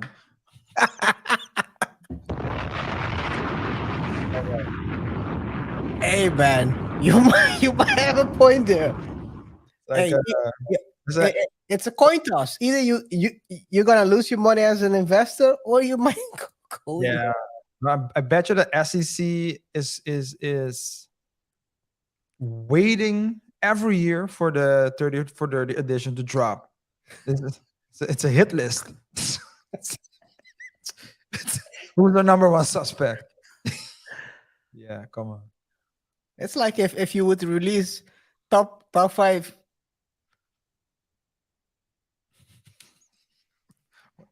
gangster rappers every year. Yeah. Who's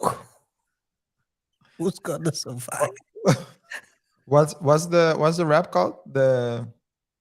Where they really rap about their life? You mean drill? Drill, yeah. So the top 5 drill rappers of 2023. Yeah. Tough. Yeah. But what is less tough is the fact that, as they call themselves, Frank Financial Aid was able to get 20 million in total funding during those times. I got the wrong one. It's this one. They got money from Mark Rowan in the Series A. In the venture round, they got Gingerbread Capital, Sweat Equity Partners, A-Lab, Check. Mark Rowan invested some money. Gain Goals, Ground Up Ventures. So there's a lot of money going in. Yeah. 20 million. With Frank.org. Don't think it doesn't exist anymore. It's no longer available yet. They stopped it. But before they stopped it, there was good news. Not even 1.5 years ago, roundabout 1.5. JP Morgan announced that they had acquired Frank in an M&A deal. Let's see what they have to say about the plans. Simon declared last year he planned to get more aggressive in seeking takeovers, and he certainly made good on that promise with JP Morgan buying another financial startup. This time it's college financial planning platform, Frank. CNBC.com's Hugh Sun has the exclusive details on the story, and he joins us now. Hugh, why this deal?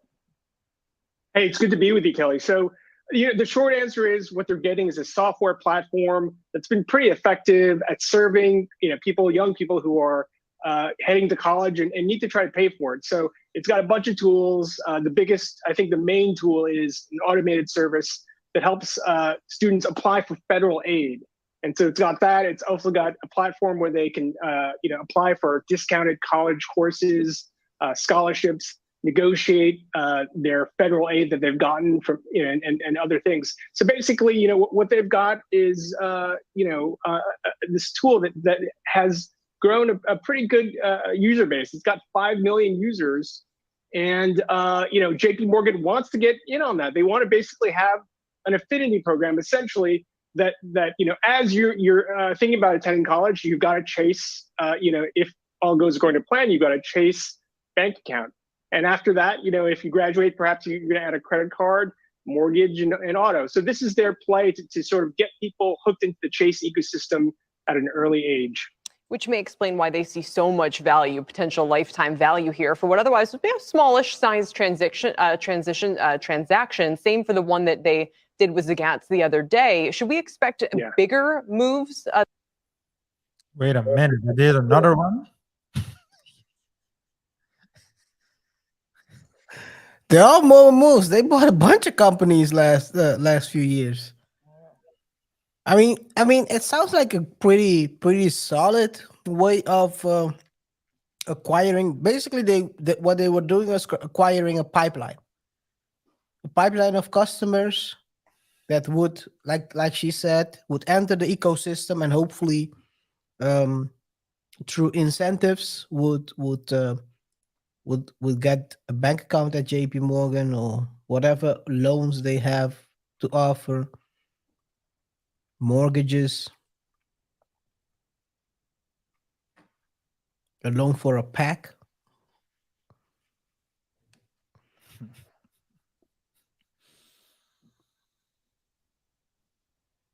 It seems like they had a clear idea what they were going to do, RJ. Yeah, but do I understand that they paid more at that time, more for the company than it was worth because of its potential? Is that what the lady said? No, she said actually the opposite, To right? play to sort of get people hooked into the Chase ecosystem at an early age. Which may explain why they see so much value, potential lifetime value here for what otherwise would be a smallish size transaction. Same for the one that they. Because she says for something that would otherwise be a smaller size transaction. So Yeah, so it's the opposite. Usually, if you would, that's how I interpret it. Usually, if you would have a long lifetime benefit of it, you would pay more for it. yeah, so that's what I said. So they paid more. So that's, or at least that's what I meant to say. They paid more than it was worth. Let's say, because you can value a company in various ways, but they paid for the potential. Yeah, the potential pipeline. Yeah. Yeah. What does strike me is the fact that the gap between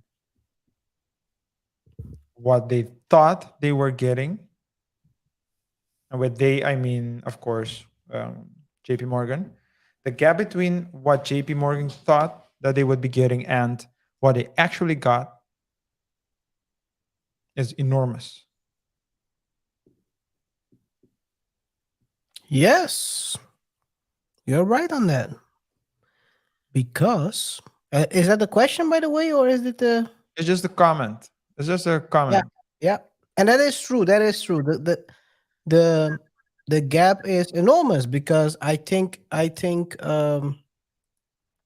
if you look at where they were after the acquisition, the honeymoon phase was over. They are trying to basically put the team together, assemble the team, or get the team within the JP Morgan structure, and behold, the pale horse.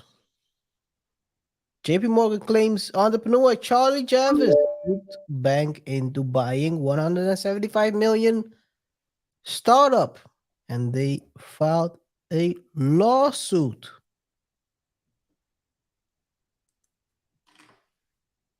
They really did. They really filed a lawsuit. And guys, the story gets even a bit wilder.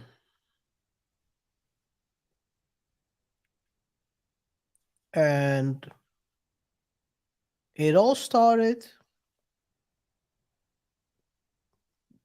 with the growth executive and Jarvis. Oh, I keep saying Jarvis. It's Jarvis. Jarvis. Iron Man. Iron Man, yeah. I kept saying this the whole time. But anyway, Jarvis asked the developers at the startups to create the fake accounts. Of course, they said no. Which is kind of funny because, I mean, they have quite ethical developers, I guess. Which is a good thing. With most companies. Not with Frank. Since the developers didn't want to create a fake account, they outsourced the creation to a professor at a New York College City in the New York College City area.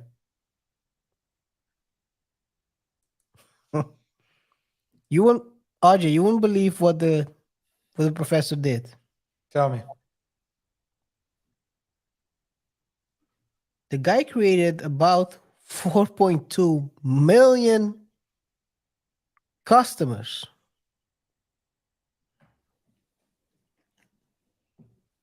After we did that,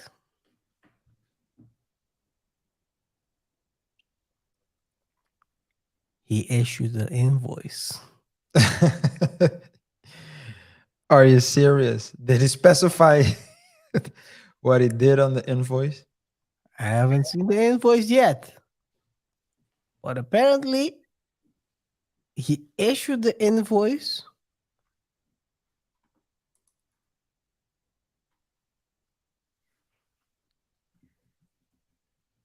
And the company honored it.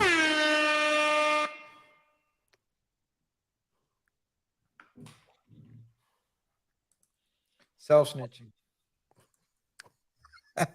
Self-snitching.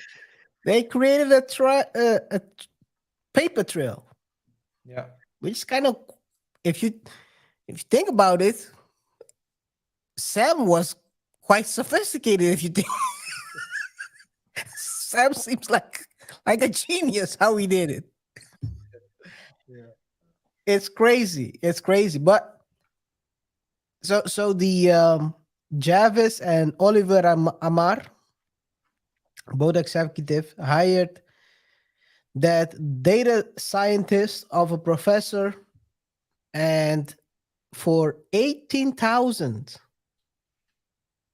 for an $80,000 fee, the guy fabricated a list of fake names, addresses that were passed off as customers. Those were all computer generated data created from customer names, birth dates, colleges. I mean, it was quite a creation, I guess. He thought he was making his magnum opus, I guess. Well, my question is $18,000 enough to risk being classified as an accomplice? The question is, did he know about what they were going to do? Or they didn't tell him a story? We need to do a demo. Can you create it? I can tell. That's a good point. That's a good point. I wouldn't tell. Hypothetically, if you're quite if you're trying to do a crime, it wouldn't make sense to tell him, "Hey, guy, we're about to sell this company," but because then, RJ, because this is how logic works. If he tells, if they tell him they are going to sell a company and they're gonna use that as basically the base of why the company is valued that amount, he would consider first not doing it. Second of all, if he did it, he would do it for more money. Yeah. So 80,000 sounds to me like a They don't know it fee. yeah, I don't know. You asked me to create a demo version of you want to run a company, or you want to run a demo. Here you have 4 million users. However, if he did know that this is where it was going, then I would say it's quite stupid. Yeah. Well, the burden of proof is on the prosecutor to prove that he was an accomplice. But I don't think he's a small fish, so they're going for the big fish. So JP Morgan filed a lawsuit, and days after their lawsuit, Javice came in with a countersuit, claiming the bank owed her millions of dollars in legal expenses that she accumulated during the internal investigation. She also alleges that she was fired by the bank from a position as head student solutions in November because the bank wouldn't want to pay her bonus. And according to her lawyer, her attorney, Alex Piro, and you guys might have heard that name before. That was the same lawyer who was Elon Musk. He was Elon Musk lawyer during the lawsuit of Twitter. Alex Piro claims that JP Morgan was not that this lawsuit is nothing but a cover after JP Morgan rushed to acquire Charlie's rocket ship business, according to his own words. They realized that they couldn't work around existing student privacy laws.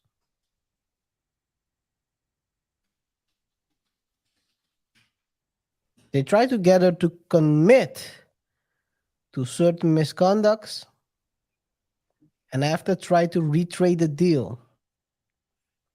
According to Alex, at the end of the day, Javice and Amar got 26 million out of this deal, which is a sweet amount.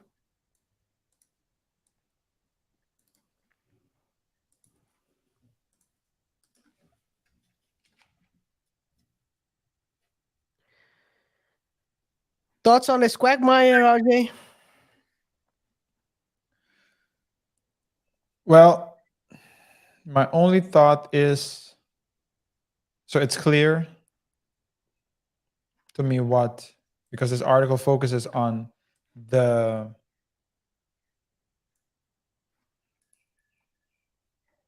on Charlie and her, what was the other person, co-founder or something? Growth executive, Amar. But my question is actually,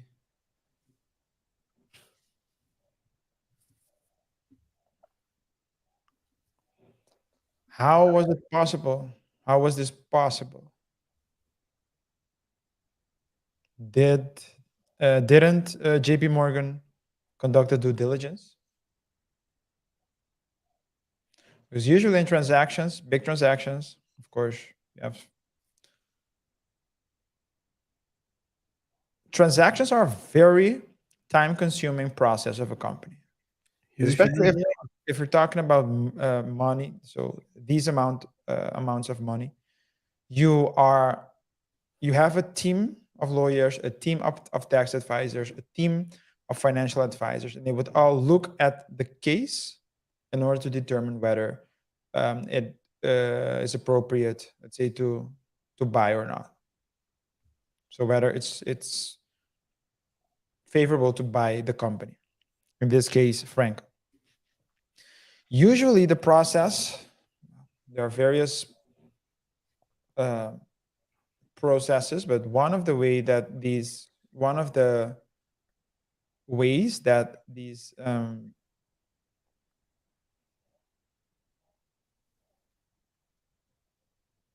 sales are conducted is that the company that's interested in the so let's say in this case the bank, the company that's interested in purchasing the company or shares in the company would do a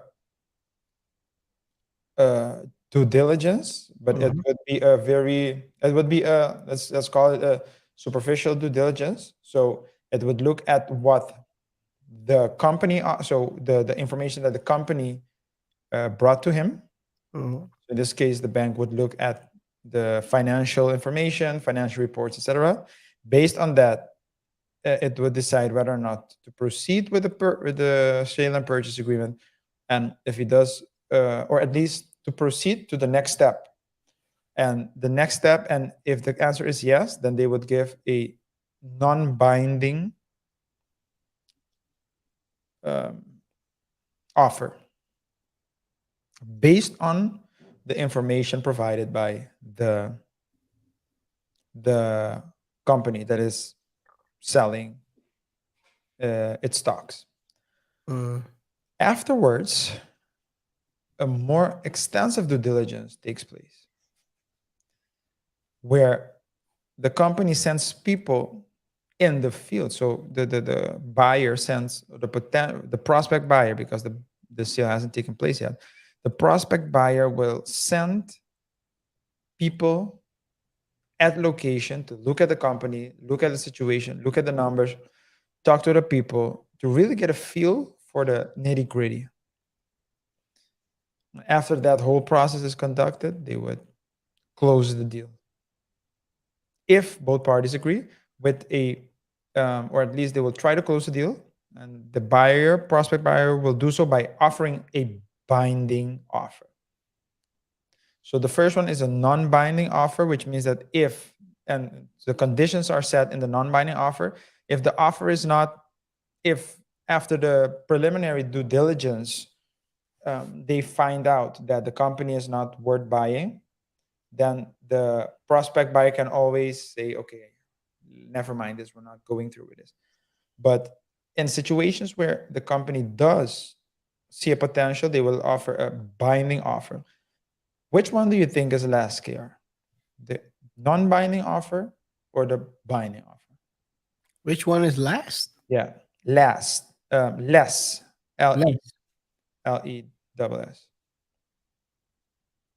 Which offer do you think is less? Usually, I would say probably, I would say the second one.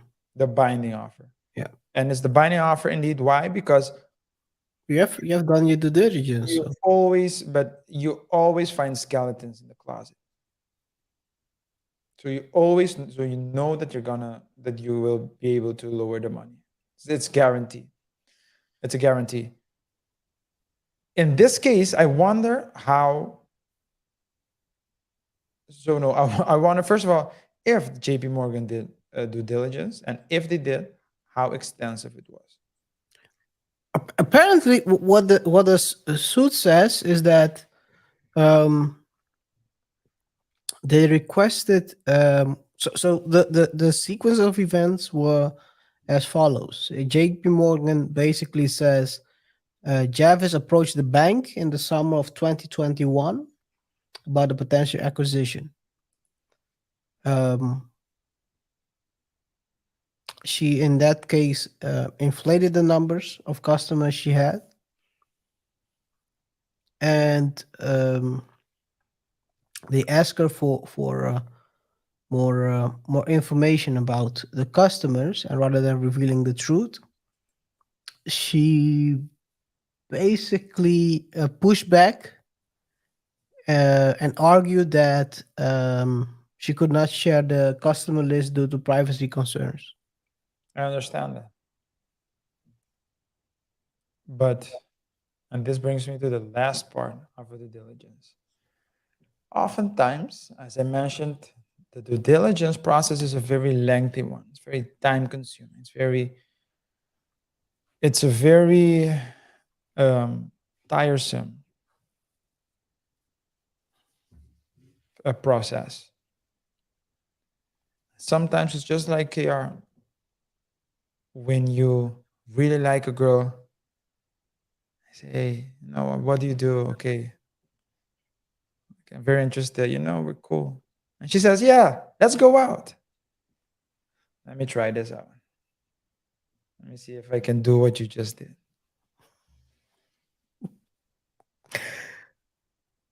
Let me see. How it sounds. Does it sound any different? It's higher pitch. Okay, cool. So you would go out, you would ask a girl, you go to the girl, you say, hey, I'm RJ. What's your name?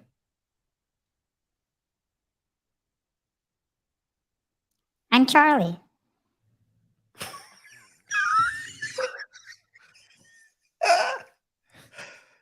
Nice to meet you, Charlie. What do you do for a living? Well, I have a company that hands out loans. Oh, that's pretty interesting. Hey, but Charlie, you're I feel a connection. Do you want to go out? Well, I usually don't do this, but okay, let's go out. And then you go out with Charlie. Charlie, do you see a future? I mean, I really like you, but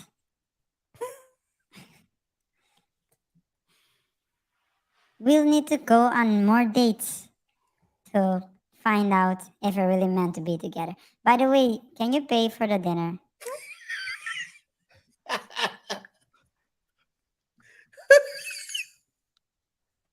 Of course, of course. And then you'll be at one point on your 11th date. So, Charlie, we've been dating for a while now. And I really, really like you. I've invested so much in you. And of course, he's thinking,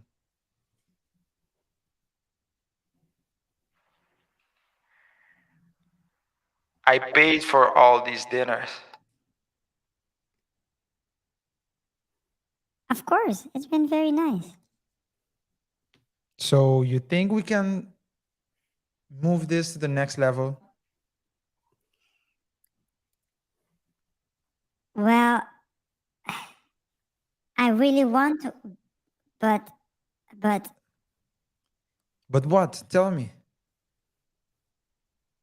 Of course he's thinking to himself, KR. I've invested so much. This needs to end. So you need to end. 11 days, man. You need 11 dates. Nothing has happened yet. So it's like, okay.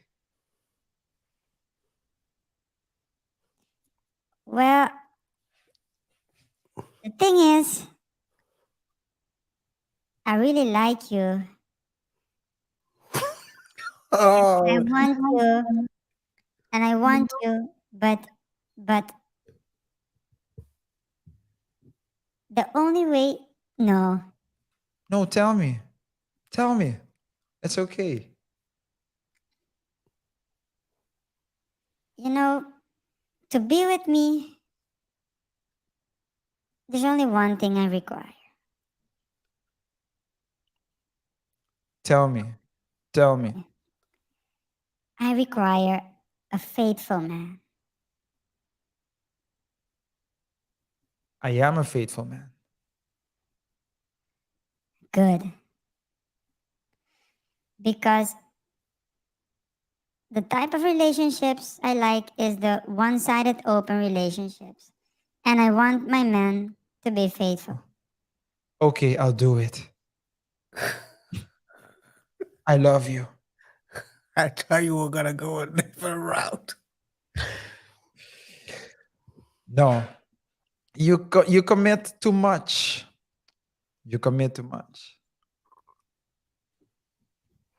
Did you think I was going in the I see you as a brother. route? As a friend. The friend. Brothers, that's even more disrespectful. Well, then. I want to say something. There's only one different brother. I've heard it all, man. That's just Anyway. yeah, but the point is, you put so many time and energy into the relationship. Yeah. And you just wanted to go through. Yeah. So you want to believe everything. Yeah, I mean, JP Morgan basically, it's kind of crazy to me because this is the second story, big story. I mean, if FTX wasn't a story, this was probably the biggest story right now out, where there was basically they skimmed on the due diligence. Yeah. The question you got to ask yourself with all these startups out here, are there any other big frauds waiting out there to be found? That's a very good question. To answer that, we would need to take a look.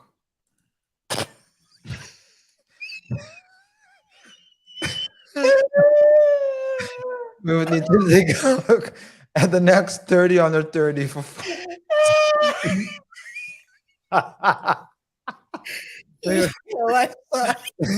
let's see. I saw. If we, He let's was see. like, Let's see if we have another. Let's see if we have another Sam Bankman. Remember these faces. They might be allegedly they could be sitting in front of a judge in 2-3 years. So we've talked about Sam Bankman was on the list. Elizabeth Owens was on the list. Holmes, yeah. Holmes was on the list. My bad. And Charlie Geneva was on the list. So if you're on this list, guys, you might be a subject of Double Thought Show in the near future.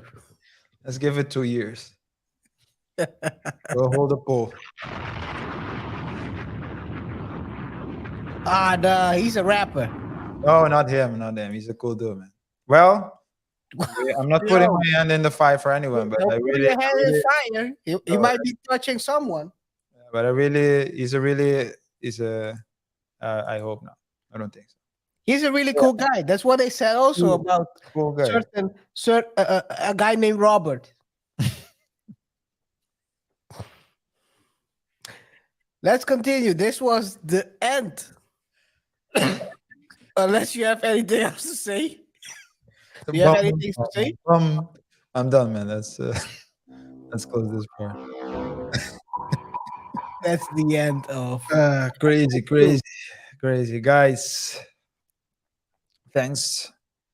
Thank you goes out to everyone that has stuck around for this part of the show, the second part of the show. Thank you both those watching the live stream and those watching the rebroadcast.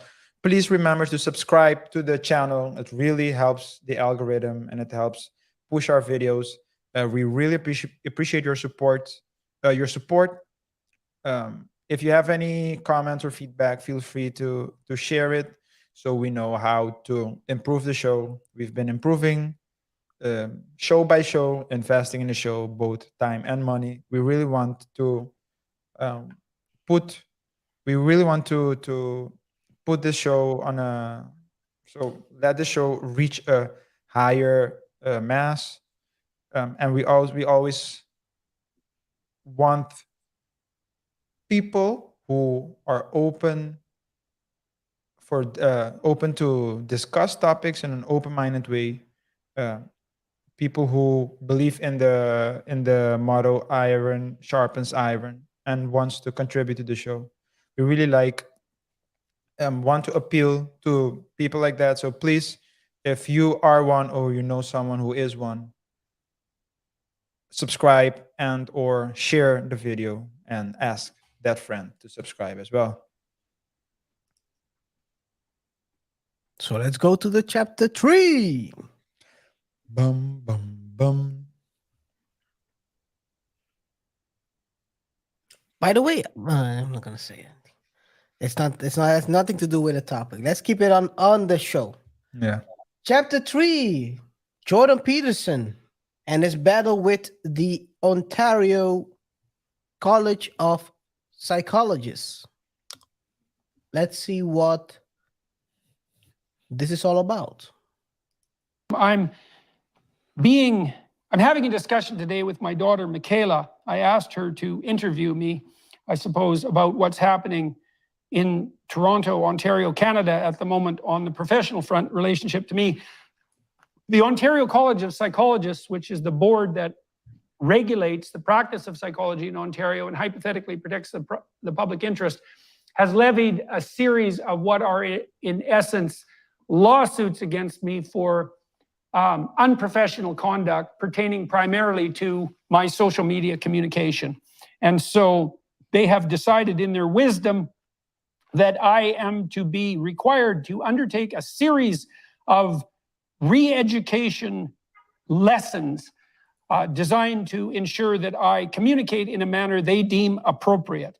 And I have told them that there are no circumstances I can imagine under which I would be willing to do that.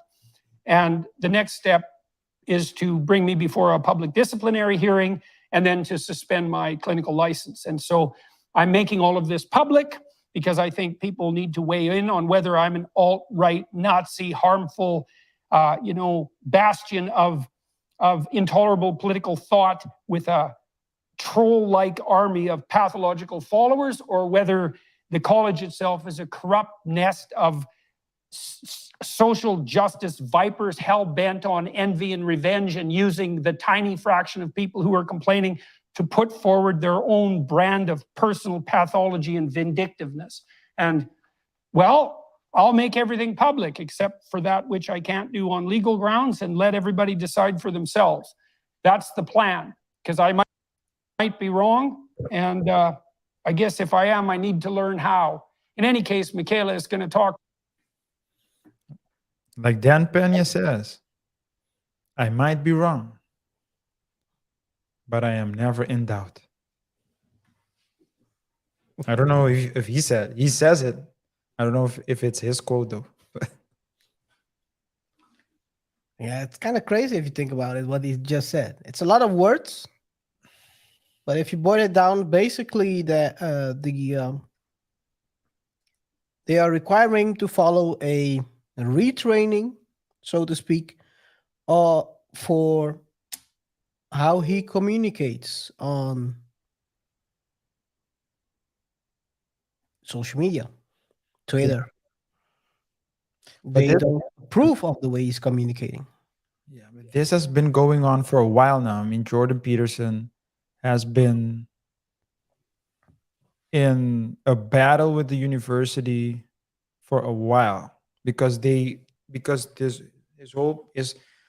popularity came when he stood against it was a Canadian legislation based on which they wanted to, or maybe it's already in effect, but based on that law, you are obliged to call someone by the pronouns that they tell you. So you can, if they tell you, for example, if I say, for example, my pronouns are Lord and King, you would need to call me Lord and King. But I think Lord and King aren't on the list, but there are other pronouns that are on the list, and you would need you would be obliged to call them by that name. And his whole point of view is, his whole argument was that I have freedom of speech and you cannot tell me what I can say and what I can't say, because no matter what I call that person, I will. So the fact that that person calls, I don't know how, I'm very clumsy in this area, but the fact that that person wants you to call it worm, because that's one of the pronouns, and I don't want to. So this was Jordan Peterson's argument. That doesn't mean that I will treat that person in an inhumane manner. I would still respect his opinion. I would still treat him cordially, but you cannot enforce me. You cannot force me to use the pronouns that you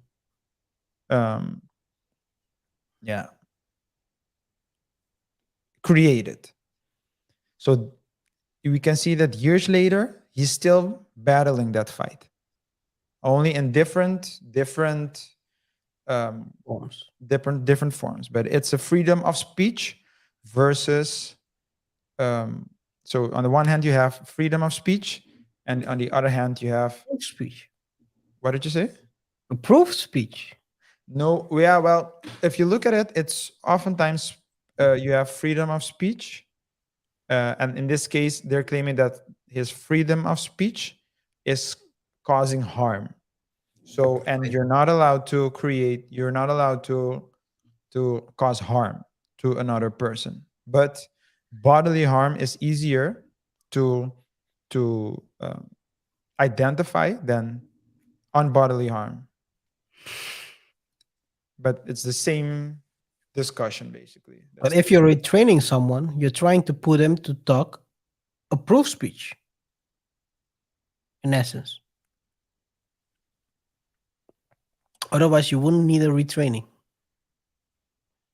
Yeah, I don't know if I would call it approved speech. I understand what you're saying. I wouldn't call it approved speech, but it is speaking the way you think that he should speak. The question is, who is you? You know, who is the person or the people that are saying that he's not speaking correctly? Are they in the majority or are they in the minority? I think it's safe to say that in the school systems, especially in the universities, it's more. The universities are, I believe, or at least in the United States and Canada, according to Jordan Peterson as well, more liberal than conservative. And they are pushing the narrative in the schools. So if that is the case, then yeah, he might. I mean, maybe if you take maybe in percentage of the community, there are not a lot, but nonetheless, for his case, for his situation in his field, they are a lot. Yeah. Anyway, so he basically described what his situation is, and this was he tweeted about this before he made this podcast, which is kind of interesting, guys. If you want to know more, well, because we're only going to touch a small part of this interview, I would really recommend this interview to give you a better idea of where Canada is. What is the case, or what are the cases? Because there are 13 cases that are put. He's fighting against right now. What are the cases he's fighting? He's describing basically on a basic level what a couple of them are. And if you would listen, you would think, where is this going? But others have already responded to those tweets which he released earlier. Among them, can we say our good friend Joe Rogan, after all these reviews? One-sided friendship, though. But Yeah. sure. Hey, man. It is a friendship anyway. Guys, let's watch the clip. Let's watch I'm it. desperate for friends. Well, I don't need him. 500,000. If a friend. Anyway, let's continue. Seeing reality and discussing it. But the term retraining, I'll read it again because it sounds so bonkers that someone would think that this is a good idea. That this term is so crazy that he is going to have to participate in mandatory social media communication retraining. Social media communication retraining. Like, you have to do it the way I do it. You have to do it the way other people that we have decided the way you communicate is not proper. We don't agree. You're retweeting people who are critical or criticizing the government, and we don't agree with that. So we're going to retrain you how to communicate on social media, and this is mandatory. You have to do it, and then you're going to have to adhere, right? Because if you do it, if you go through the retraining and then you don't adhere, well, then it doesn't count. Like, you have to be a different person. Yeah, I mean, I am simultaneously shocked. Myself from 10 years ago is absolutely shocked. Yeah. Myself that has lived up to this point through the last 5 years is not shocked. At all. No, the disciplinary hearings are part of the structure that keeps the last holdouts from doing their thing. And in this case, you and I both know that Jordan is not going to bow to this. There's nothing that they can say that is going to cause him to do that. Well, fortunately, he doesn't have to. This Right. is the most important part about it. He said there's nothing that they can say that would make him change his mind. Are they talking about 1 day or 2 days? You have 1 day and more day.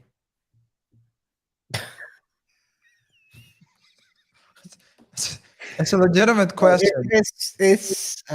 I'm not used 1 to day this or more days. this way of thinking, because I was like, what the heck are you you see, it's confusing sometimes, guys. It's so confusing. My brain hurts. Yeah. But the question is indeed, are they them, these, those, those? Hey, by the way, are they, if they are multiple days, what is that in that case? They as well. Multiple days? No, just they. Okay. They. Yeah. Okay. It's just multiple days. Well, it's just they, but that's why I asked, is it 1 day or more day? The first thing, anyway, that's a good question. But yeah, it's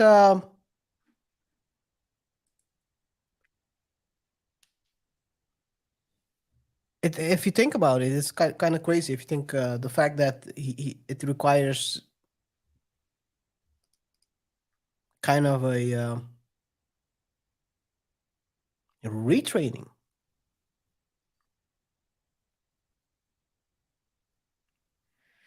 Yeah. It almost sounds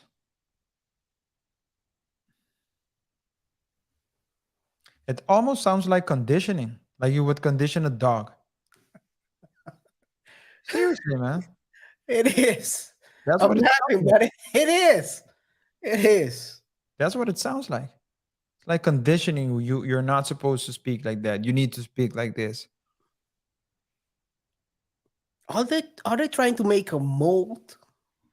Everyone is the same. Well, kind of sad. You're stripping everyone of the individualism. Yeah, individuality. Individuality. Yeah. Yeah. So I would say no. It might. So definitely that's what they want, but it's more. Apologies. I believe that the strategy here is more to make an example of a hero, of people. So just like they did with Tate, just like they did with they're doing with him now, just like what they're doing with SBF. They want to make an example out of the big fish. So the little fishes will be like, okay, maybe we shouldn't do it. So if they can take down JordanBPeterson, then of course they wouldn't need to go and try to influence other people, because by doing that, by taking him down, they would instill fear in other people to talk openly about these things, or to talk openly about these matters. So then you would create fear, and fear is, I believe, one of the most powerful tools that a government can use, or any organization for that matter, to control its subjects.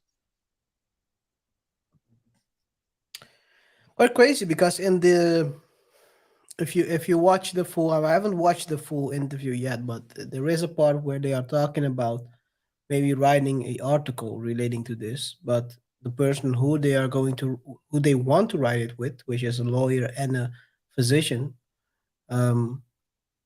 he basically says, oh, was it that person or was it another one? Anyway, the person who they would want to write a article with said that they are not financially stable enough at this moment to join them. To So join, huh? join them. Yeah, so he suggested that Michaela, and the third person would write the article. Yeah. And if they put their name to that, there was going to be backlash. And that third person was not able to. He doesn't have currently he doesn't have his finance in order to do that.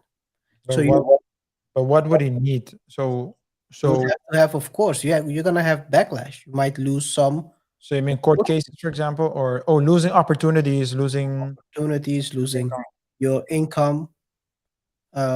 Jordan talks about him having multiple income streams, which I think we talked about in an earlier show as well, how important it is. And this person might not have enough to cover all bases. And that's why, even though he would want to, he cannot afford it at this moment. So that shows you the what you said about the fear, the controlling. Because the backlash will be there if you write it. Which is kind of crazy if you think about it. Yeah. If you point out something that's critical about... That's the fear. Yeah. Political correct is not technically, not always the route to heaven. Let's put it that way. We have a final clip, and this final clip is from Jordan Peterson's interview at the Hoover Institution. The Hoover Institution is kind of a very known place where people get interviewed.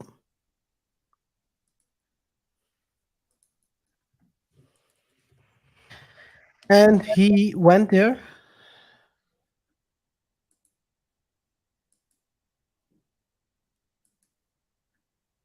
And one of the people who have been interviewed multiple times by the Hoover Institution was Thomas Sowell. Thomas Sowell. Very, very interesting topics he talks about, usually about his books. I think Thomas is still alive and in his 90s now. Shout out to Thomas while he's still here. Gotta give him his flowers. But yeah, Jordan also went to the institution and gave an interview. And he cut out a particular part of that interview and posted it on his YouTube channel.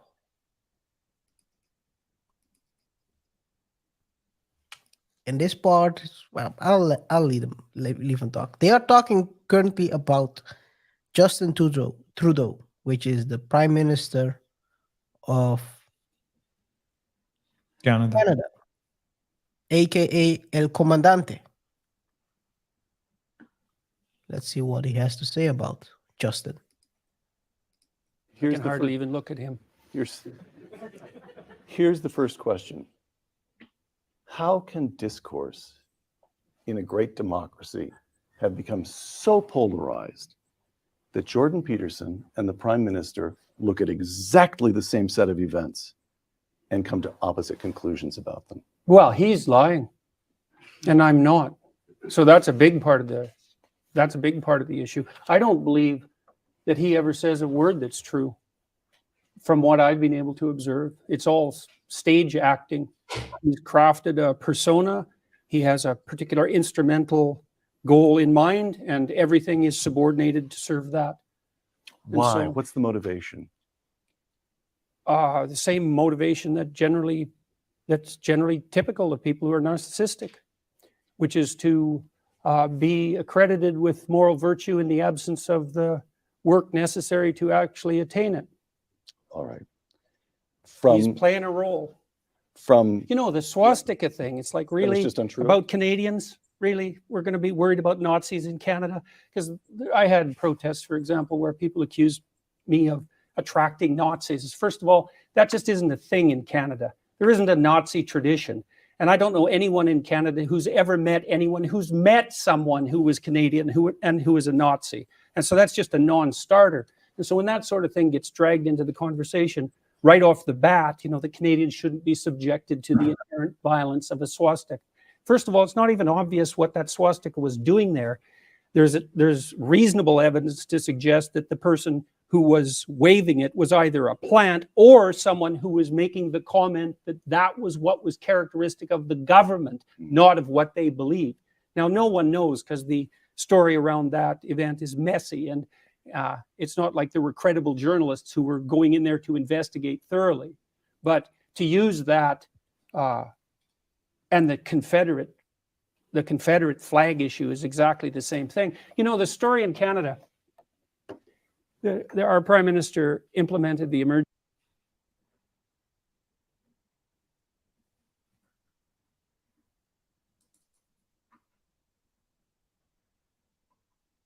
Those were some heavy shots. Yeah. Towards Justin. Yeah. Could it be that Justin took it a bit personal and made a move? I would say definitely. True that. By the way, do you know how you say true that in French? Trudeau. Trudeau. Trudeau. Yeah, but I think the way I think these one of the stories, and if you guys go watch the full interview, you're gonna get a full scope of the craziness that is going on there. It's quite interesting to see how institutions are being used for political, how would you say, political play. Let's put it that way. And he doesn't suggest it's Trudeau. We're just making a kind of a joke about it, but you can clearly see that whoever the people are that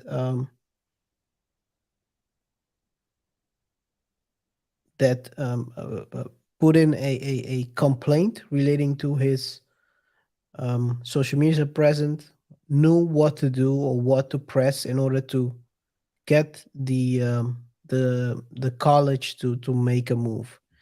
And if you think about it, 13 of the 13 complaints claim they have been clients, or I think they call them clients in these in this sector, or patients.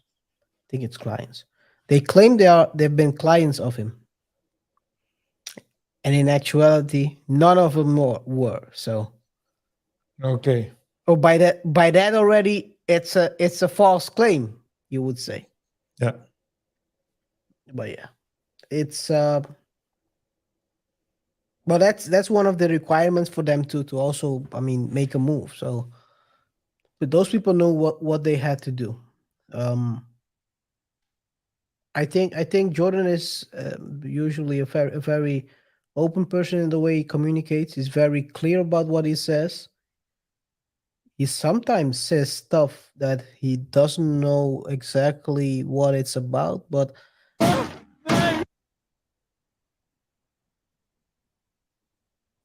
don't know what that was, but he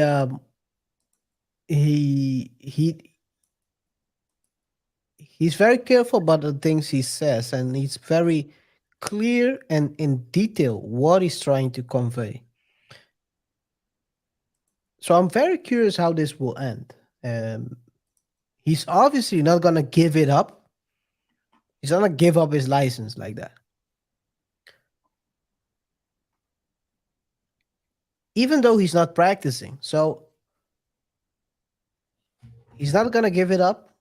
And I guess the college is not gonna back down as well. Probably they won't back down.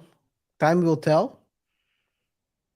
But one of the things he said in the interview, he wants them to resign based on what if this goes south for them, which is kind of a thing they will probably not do. So I mean, at the end, let's see how that works out for Jordan. We'll keep an eye out on this, the developments, and maybe he's part of a future show again.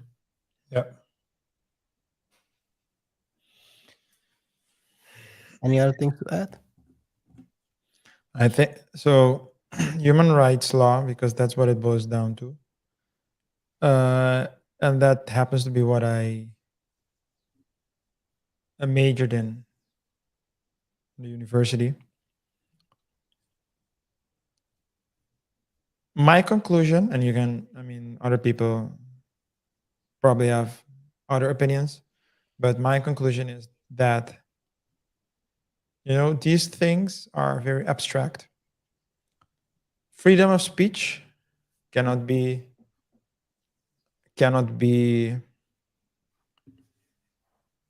no. So some people, I'll say it like this. Some people say, no, it's my human right. You can't infringe it, but that's not true. The law says that governments are allowed to infringe human rights of people in certain situations, provided that the infringement is proportional. So no, that the infringement is necessary and proportional to achieve a goal, and I'm paraphrasing, of course, to achieve something that is higher than that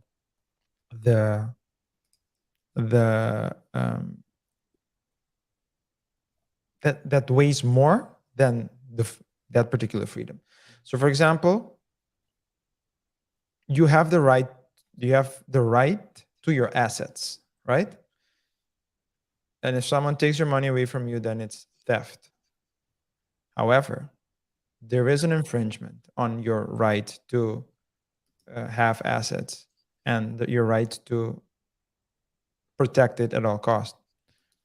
You have these things called taxes. And what is a tax? A tax is the government putting its hand into your bank account and taking away a portion of your asset, portion of your money. Is it an infringement of your human rights law? Well, we're going to enter into semantics, but for the lack of just to make let's say for the sake of clarity, the answer is yes, it is an infringement. Is it justified? Yes, it's justified, because there's a law that says that it's allowed. However, in things like this, if you're talking about comments and opinions of people, it's difficult to say, hey, this person is guilty of, something. Hate speech, for example. You are free to say what's on your mind, but there are limitations. Hate speech, inciting hate into people to go, for example, and do something illegal or to cause harm to themselves or other people, is a infringement on your right to freedom of speech, because that means you can't say everything. Is it justified? Well, if it's true hate speech, yes, then it is. But it's a very blurry area of the law, and everyone thinks that it's pretty clear. It's clear. It's clear. This should be the judgment of the judge, but it's not that simple. It's more complicated than people think. I really like, that's personal. Aside from what we discussed today, as a person, I really like Jordan Peterson and what he does for people. Talks about accountability, making your bed, just basically rules to live by to become a better human being.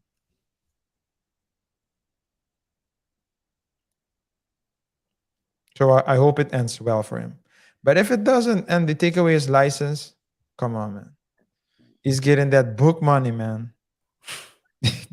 And the Daily Wire money as well. He's getting more money than you know. So it's more of a principle thing for him. Yeah, I think it's always a good principle. But it always has been a principle thing for him.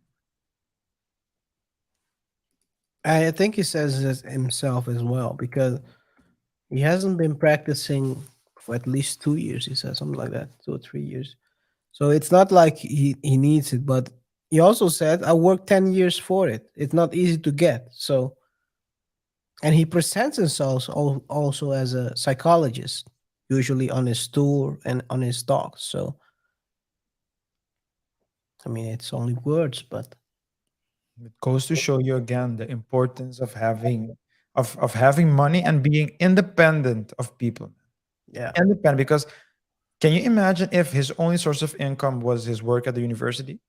He would have either been crazy, shut up or been fired by now. That would have been crazy.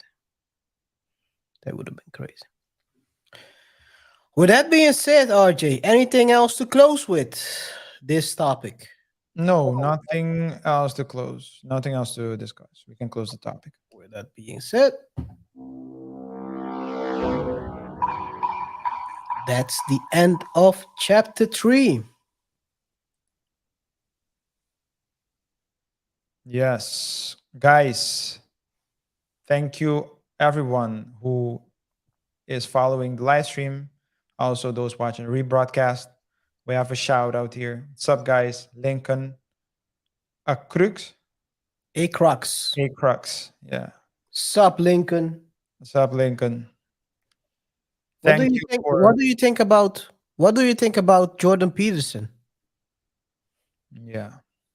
And while we're waiting on Lincoln's answer, thank you to everyone else who's watching and supporting the show.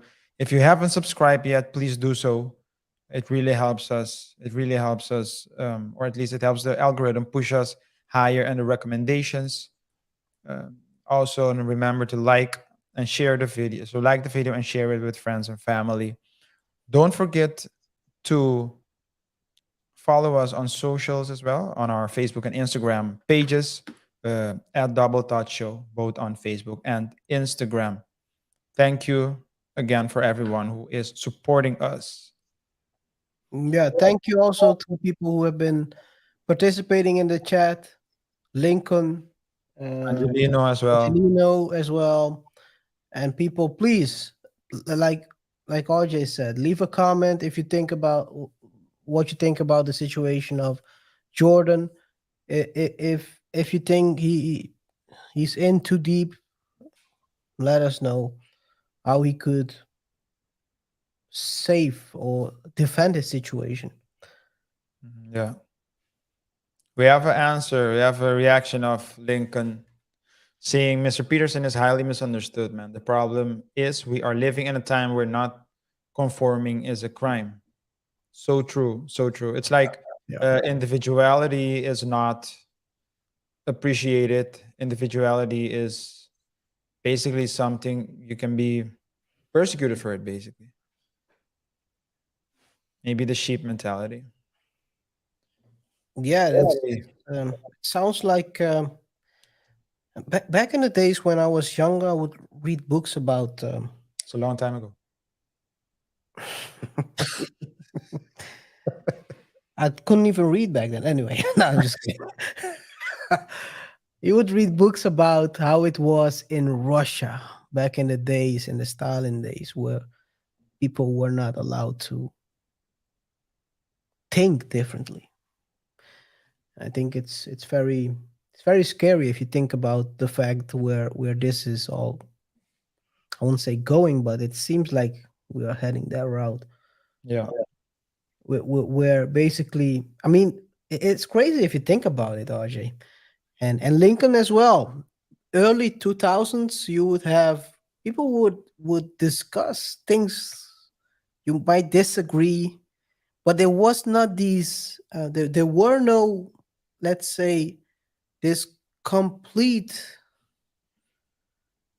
standoff of ideas. People would think, you might disagree, but let's drink a beer. Yeah. And now it's like family members that disagree. They wouldn't even want to talk to each other during Thanksgiving. They might even not show up to Thanksgiving because the uncle who likes Biden or the uncle who likes Trump are there. Yeah. I mean, this is Yeah, but if you think, history repeats itself, and if you remember, we weren't there, but maybe I was, apparently, according to you. well, then you would need to tell me on which side you were, because during the Second World War, where you, you had the Nazis basically pursuing. So we always say the Jewish community, people from the Jewish community, but it was more people. There were more people that they were pursuing. Yeah, they were also pursuing the Romas. Yeah, yeah. Which is So the Romas and other people.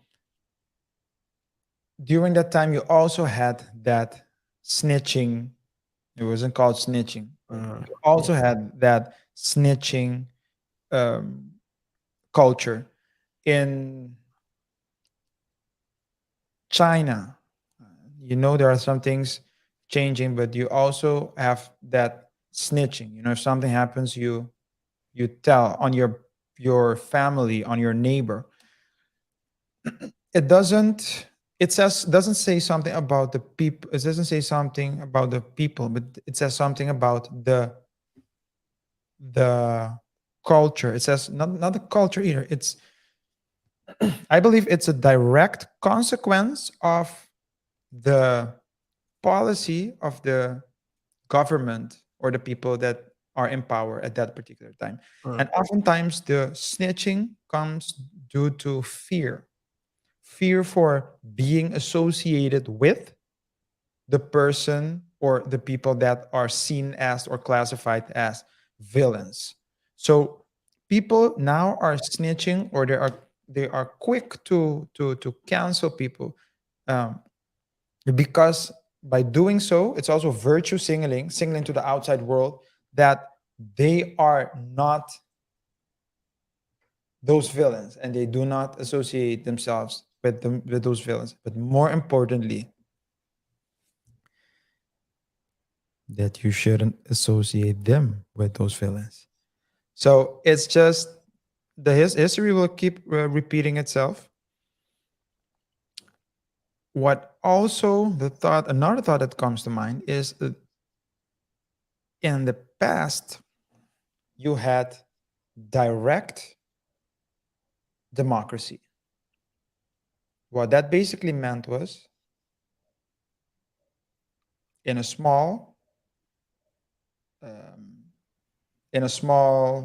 village, you could go to let's say they would hold a meeting. There would be a maximum of 60 people there that could vote. And they would vote on issues regarding the village, regarding policies, regarding how to move on forward. But as the community grows, it's impossible to hear the opinion of everyone.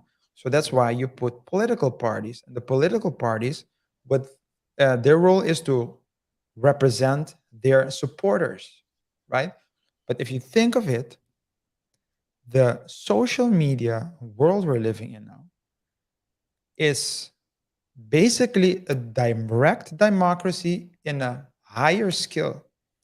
And perhaps we can say that humans weren't allowed to have so much power to cancel someone based on emotion. I will say in that same breath, though, that the things we are talking about are oftentimes not the real issues. We're basically canceling people about things. We're fighting each other for, let's say, you have the Trump versus Biden fights, but Trump was accused of messing with China, and now there's something going on with Biden as well. Two sides of the same coin. I see we have some comments. Lincoln said, love your content. Recently starting following y'all. Thanks for following.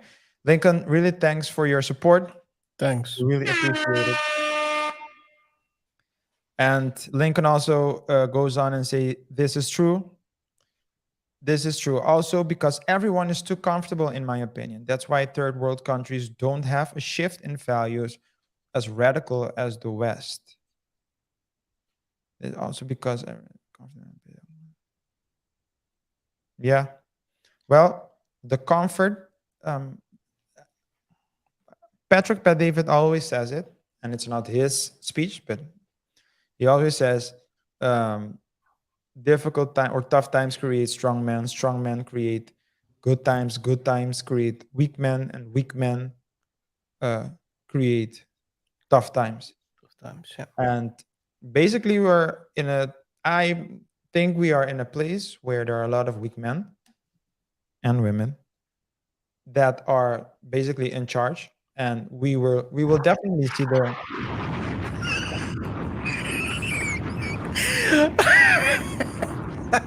no, they want to. I mean, we should include everyone. So it's all about number one. Don't forget that, guys. It's all about inclusion on the Double Thought Show. So, well, you forgot the days, but yeah, I said days already. Okay. Yeah. Anyway, and I was talking about days all along. No, it's just the we will suffer I believe we will suffer the consequences of the weakness we are showing. We are yeah not showing, but yeah, let's say showing for a lack of a better word. And yes, finally Lincoln says, yes, it's like a veil put over everyone. Don't see the truth. Let's look at something else. Let's look at, this is the problem. It's not the knife in your back. Again, sorry, I interrupted you. Continue. So it's like imagine you have a knife in your back, and that's the real problem. That's a real problem. But they'll tell you, hey, KR. Why KR, man? Come on. Don't trust him. Don't trust him. While I'm bleeding from the back. That's basically what's going on. I do agree with you on that, though. There is a lot of social topics that are being addressed these days that are not really the core problem, and it's more a result of the core problem and what they try to push to certain through certain media or Twitter, social media. They try to push those side problems and don't focus on the main problem. And we've discussed a couple of those main problems in this on this channel, and we try to keep doing that. But yeah, people have to start looking at the main problems and not be distracted by all these things that are. Otherwise, you will stay stuck. And I think, yeah, it's a big problem. Yeah. Yeah. So, No, KR, not the 100s. yeah. Thank you, Lincoln. Thanks, Lincoln. Thanks for your support, Lincoln. We Thanks really for your support, man. really appreciate it. Thanks for subscribing again. We really appreciate that as well. So Lincoln asks, how often do we stream? First time catching you live. Yeah, we stream every Saturday. We have every Saturday live streams around this hour, or at least we start at what is it in 1 p.m. 1 p.m. Eastern time. And during the week we drop some clips. So we also encourage you to watch those clips if you haven't been able to follow the whole show. So yeah, KR, with that being said, shall I do a quick recap before we close? Yes, please. Yeah. So guys, we talked about, in the show we talked about, or let's start with the title of the show. Is there a way out? Or are SBF, Charlie Javice, and Jordan Peterson's faith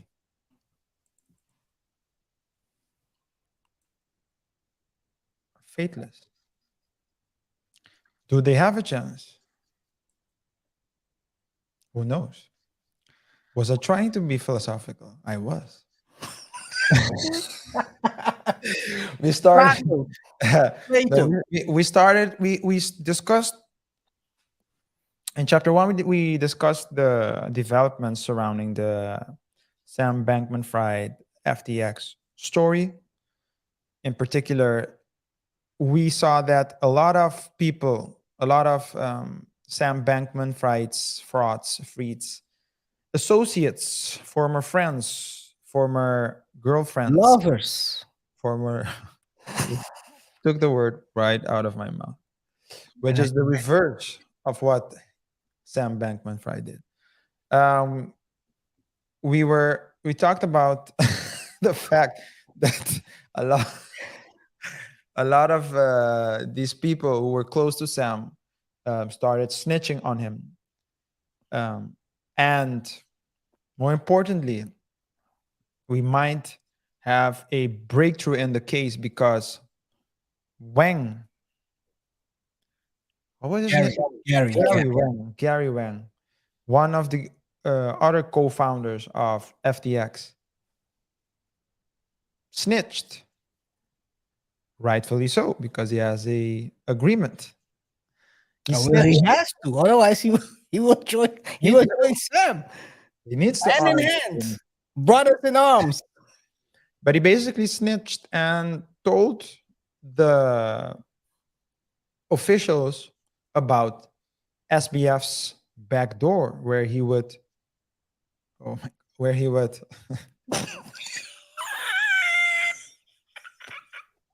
I mean, in this case, it's probably a double entendre.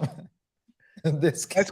Let's call it the backdoor in FTX. Don't call it Sam's backdoor. In this case, if the stories are true, well, at least you might not know. You're right, though. You're right. He gave the information on how SBF would use money of the company and money of investors to fund his own projects and lifestyle. So that was a pretty interesting development. We also saw that SBF has approximately, and correct me if I'm wrong, $550 million. 450. 450. Yeah. $1 million in Robinhood shares. And Robinhood shares. $500 million, man. And he claims that all the money is his. But let's see. We will definitely keep following the developments in the story and do a segment about it when there is more to talk about. After the SBF FTX story, we went and talked about the Charlie Javice story, how she finessed the giant. Actually, it's a Goliath. It's a David versus Goliath. It's not even David, man. This is like a baby. It's a baby versus Goliath, man. JP is $1 billion bank. This is like a baby with who can barely crawl, basically slapping a giant around. But continue. Sorry, I'm interrupting. Well, you put it better than me, KR, because basically we talked about how this baby, this metaphorical baby, some people don't understand metaphors, but this metaphorical baby slayed a giant, that is JP Morgan. Well, actually she played dirty, but she basically convinced them to buy a company that was worthless. They paid 175 million for a company. They thought they had 4.2 million users, but they only had 300,000. So that was a crazy story as well.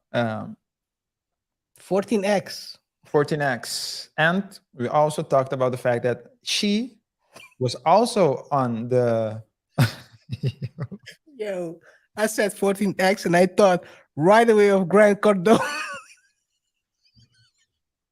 Sorry, I mean, yeah, continue. No, he has the 10x. He has the 10x. Yeah, but 10x, but she surpassed him.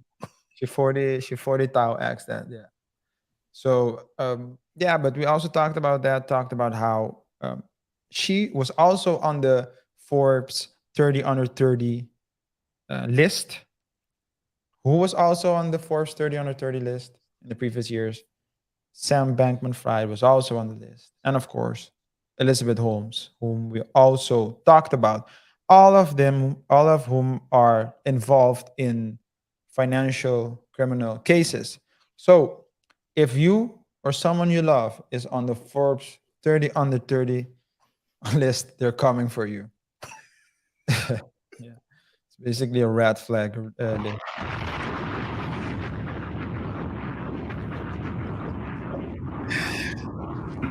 Yeah, guys. And finally, we talked about the scrutiny, or at least is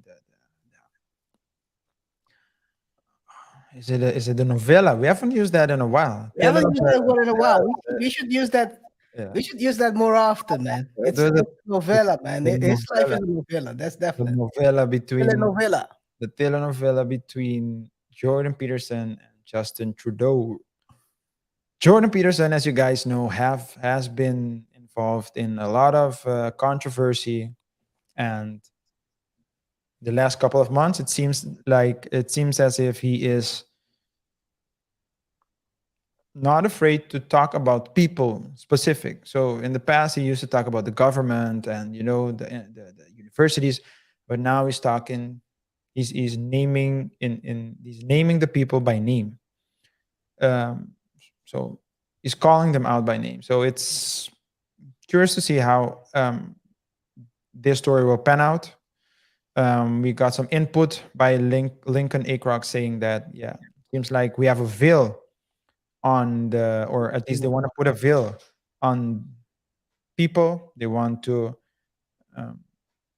control speech. And as we heard, or at least as we believe, but we also heard in the video, we watched the chances. In the Joe Rogan interview, the chances slim to none that Jordan Peterson will give in. He will not allow them to limit the speech. He will not. He will most likely not. So never say never. He will most likely not.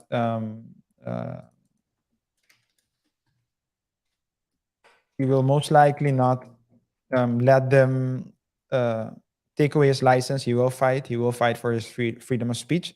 Is he right? Is he wrong? We're not the ones who decide. I mean, we all have our opinions. So please let us know what you believe. Let us know if you think whether or not he has Jordan Peterson has gone too far this time. That was the quick recap. We have last comment, or the latest comment, I have to say, of Lincoln Acrux. How crazy is it that he's the only one they're prosecuting? Well, Lincoln, I don't think it's crazy at all. I think what they're doing is, I said it a bit earlier in the show, what they're doing is they're trying to make an example out of it. I mean, a lot of people look up to Jordan Peterson, and if they can slay the people's hero, so just using that term to describe the situation, if they can slay the people's hero, then the people might lose confidence to come out to speak out. They might lose so by doing that, fear can be instilled in his followers, which will cause them not to come out, etc. So I think they are targeting the leader. That's what they're doing, basically. The leader of a group of people that they believe is bad or toxic. Was he referring to? I think he was referring to Sam, right? With that question.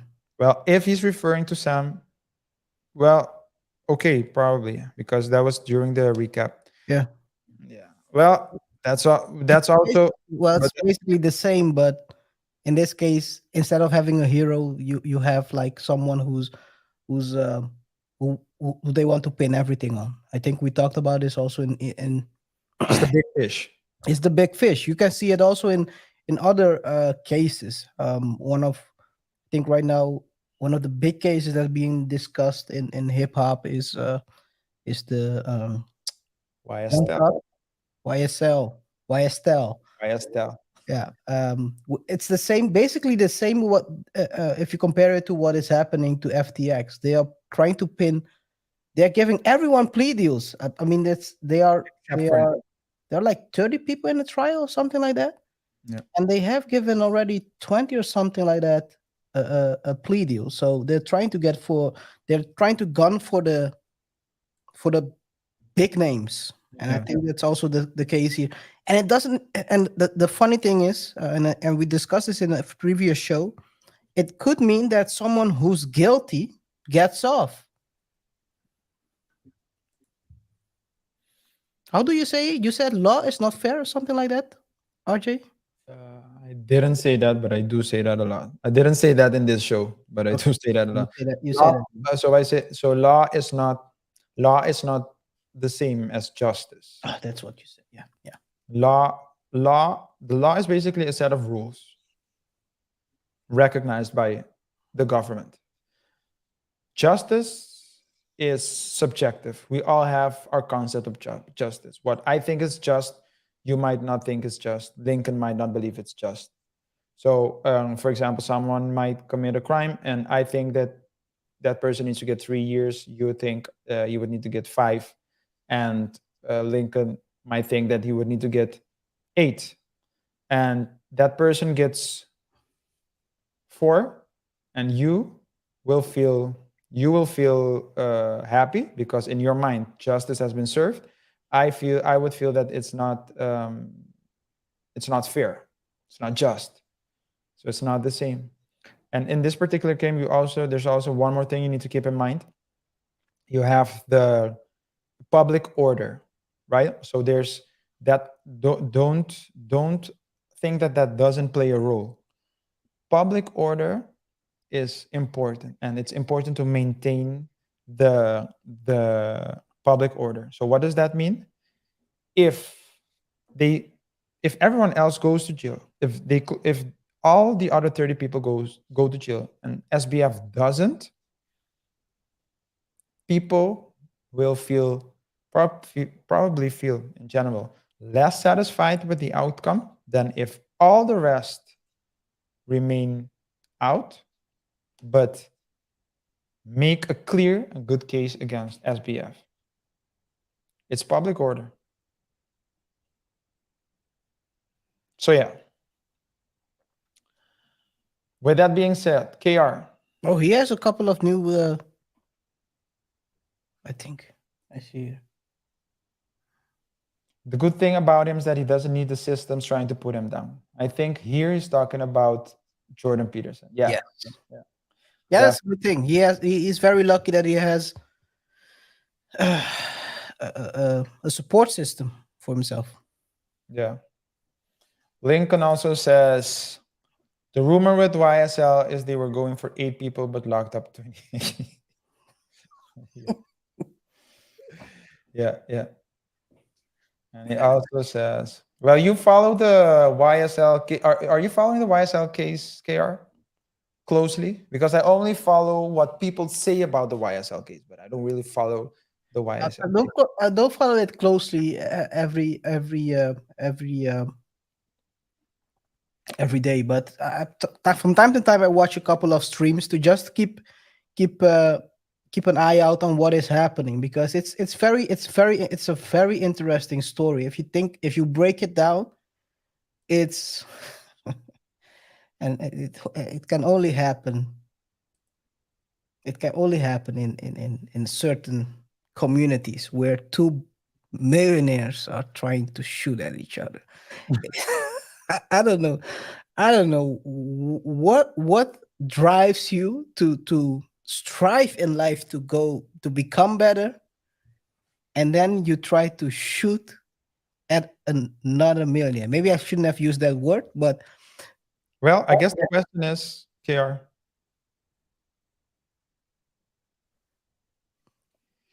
do millionaire lives matter? Do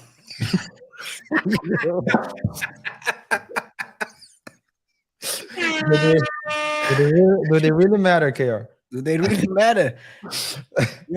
Yo, it's obviously the lower people in ranking don't matter. Yeah, no. Because there was they were describing certain things they were doing. It's crazy. But yeah, maybe we should make a well, we had a guy comment like that, right? A while back. Yeah. I remember that. Yeah. Yeah. So, guys, with that being said, KR, what do you want to do with the show? I think first of all, I want to thank Lincoln for the great back and forth. I mean, interaction. Yeah, definitely. Interaction. That is what we want in general with the double thought. It's interaction and basically talking ideas. Yeah, discuss ideas and finding common ground, and also learn new things, because I mean, we don't know, no one knows everything, so there might be an angle to certain stuff that we might not see, and if you guys can chime in, please do, because I mean, we're open to new ideas as usual. Yeah, and the whole purpose is to help each other. I mean, iron sharpens iron. Yeah. If we can discuss topics and ideas, and especially if we have opposing ideas and thoughts, if we can discuss them in a respectful way, respecting the other person, but just exchanging points of view, then we would all, at the end of the day, have a better understanding of the world and its workings. And that's what the Double Thought Show boils down to, basically. Thank you. Lincoln will be tuning in. We'll count on you. We'll be counting on you, Lincoln. We really appreciate it. Thanks for your support. And I want to, so Lincoln, you sent this a while back, but I wanted to save it for last, because this truly means a lot for us, for KR as well, KR and myself. Bless up. Thank you for the for wishing us blessing upon us. Double Thought Show is going places. Yes, for sure. We'll definitely make sure to keep putting in the work, keep putting in the hours, and to make the show better, to keep improving as we have been doing since the beginning. We're now 4 months in, 4 to 5 months in, I believe. Yeah, I mean, today's 14th. Yeah, it's the 4th month. It's the 4th month, so we're now 4 months in, We have, so it's This third is 18th episode. 18th episode, a third of a year. I was almost about to say a quarter of a year, but and then people would know that I do nothing. So in my day-to-day job, I have nothing to do with accounting, or maybe I'm working for FTX. Well, that's a requirement, right? Well, probably a requirement would be: can you tell? Can you count? No, I cannot. You have the job. Can you count? No. Can you tell? No.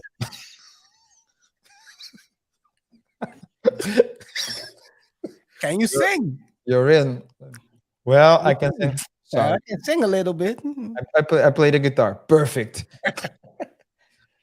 No, but thank Maybe you. you can be a duo with Wang. Maybe. Well, word on the street is that they were doing more than a duo. So with that being said, Let's close it on that one. with that being said, thank you so much, everyone, for your support. Thank you to the viewers who are watching, who are watching the live, and those watching the rebroadcast as well. Special thanks goes out to Angelino and Lincoln. Thank you so much for your engagement. Whatever your thoughts are, guys, please let us know in the comments below. Remember to rate the show by pressing the like button and follow us on our social media pages, particularly our Facebook and Instagram pages. Subscribe to our YouTube channel. Please, guys, don't forget to subscribe if you haven't done so already. And remember to share the channel and our videos with friends and family.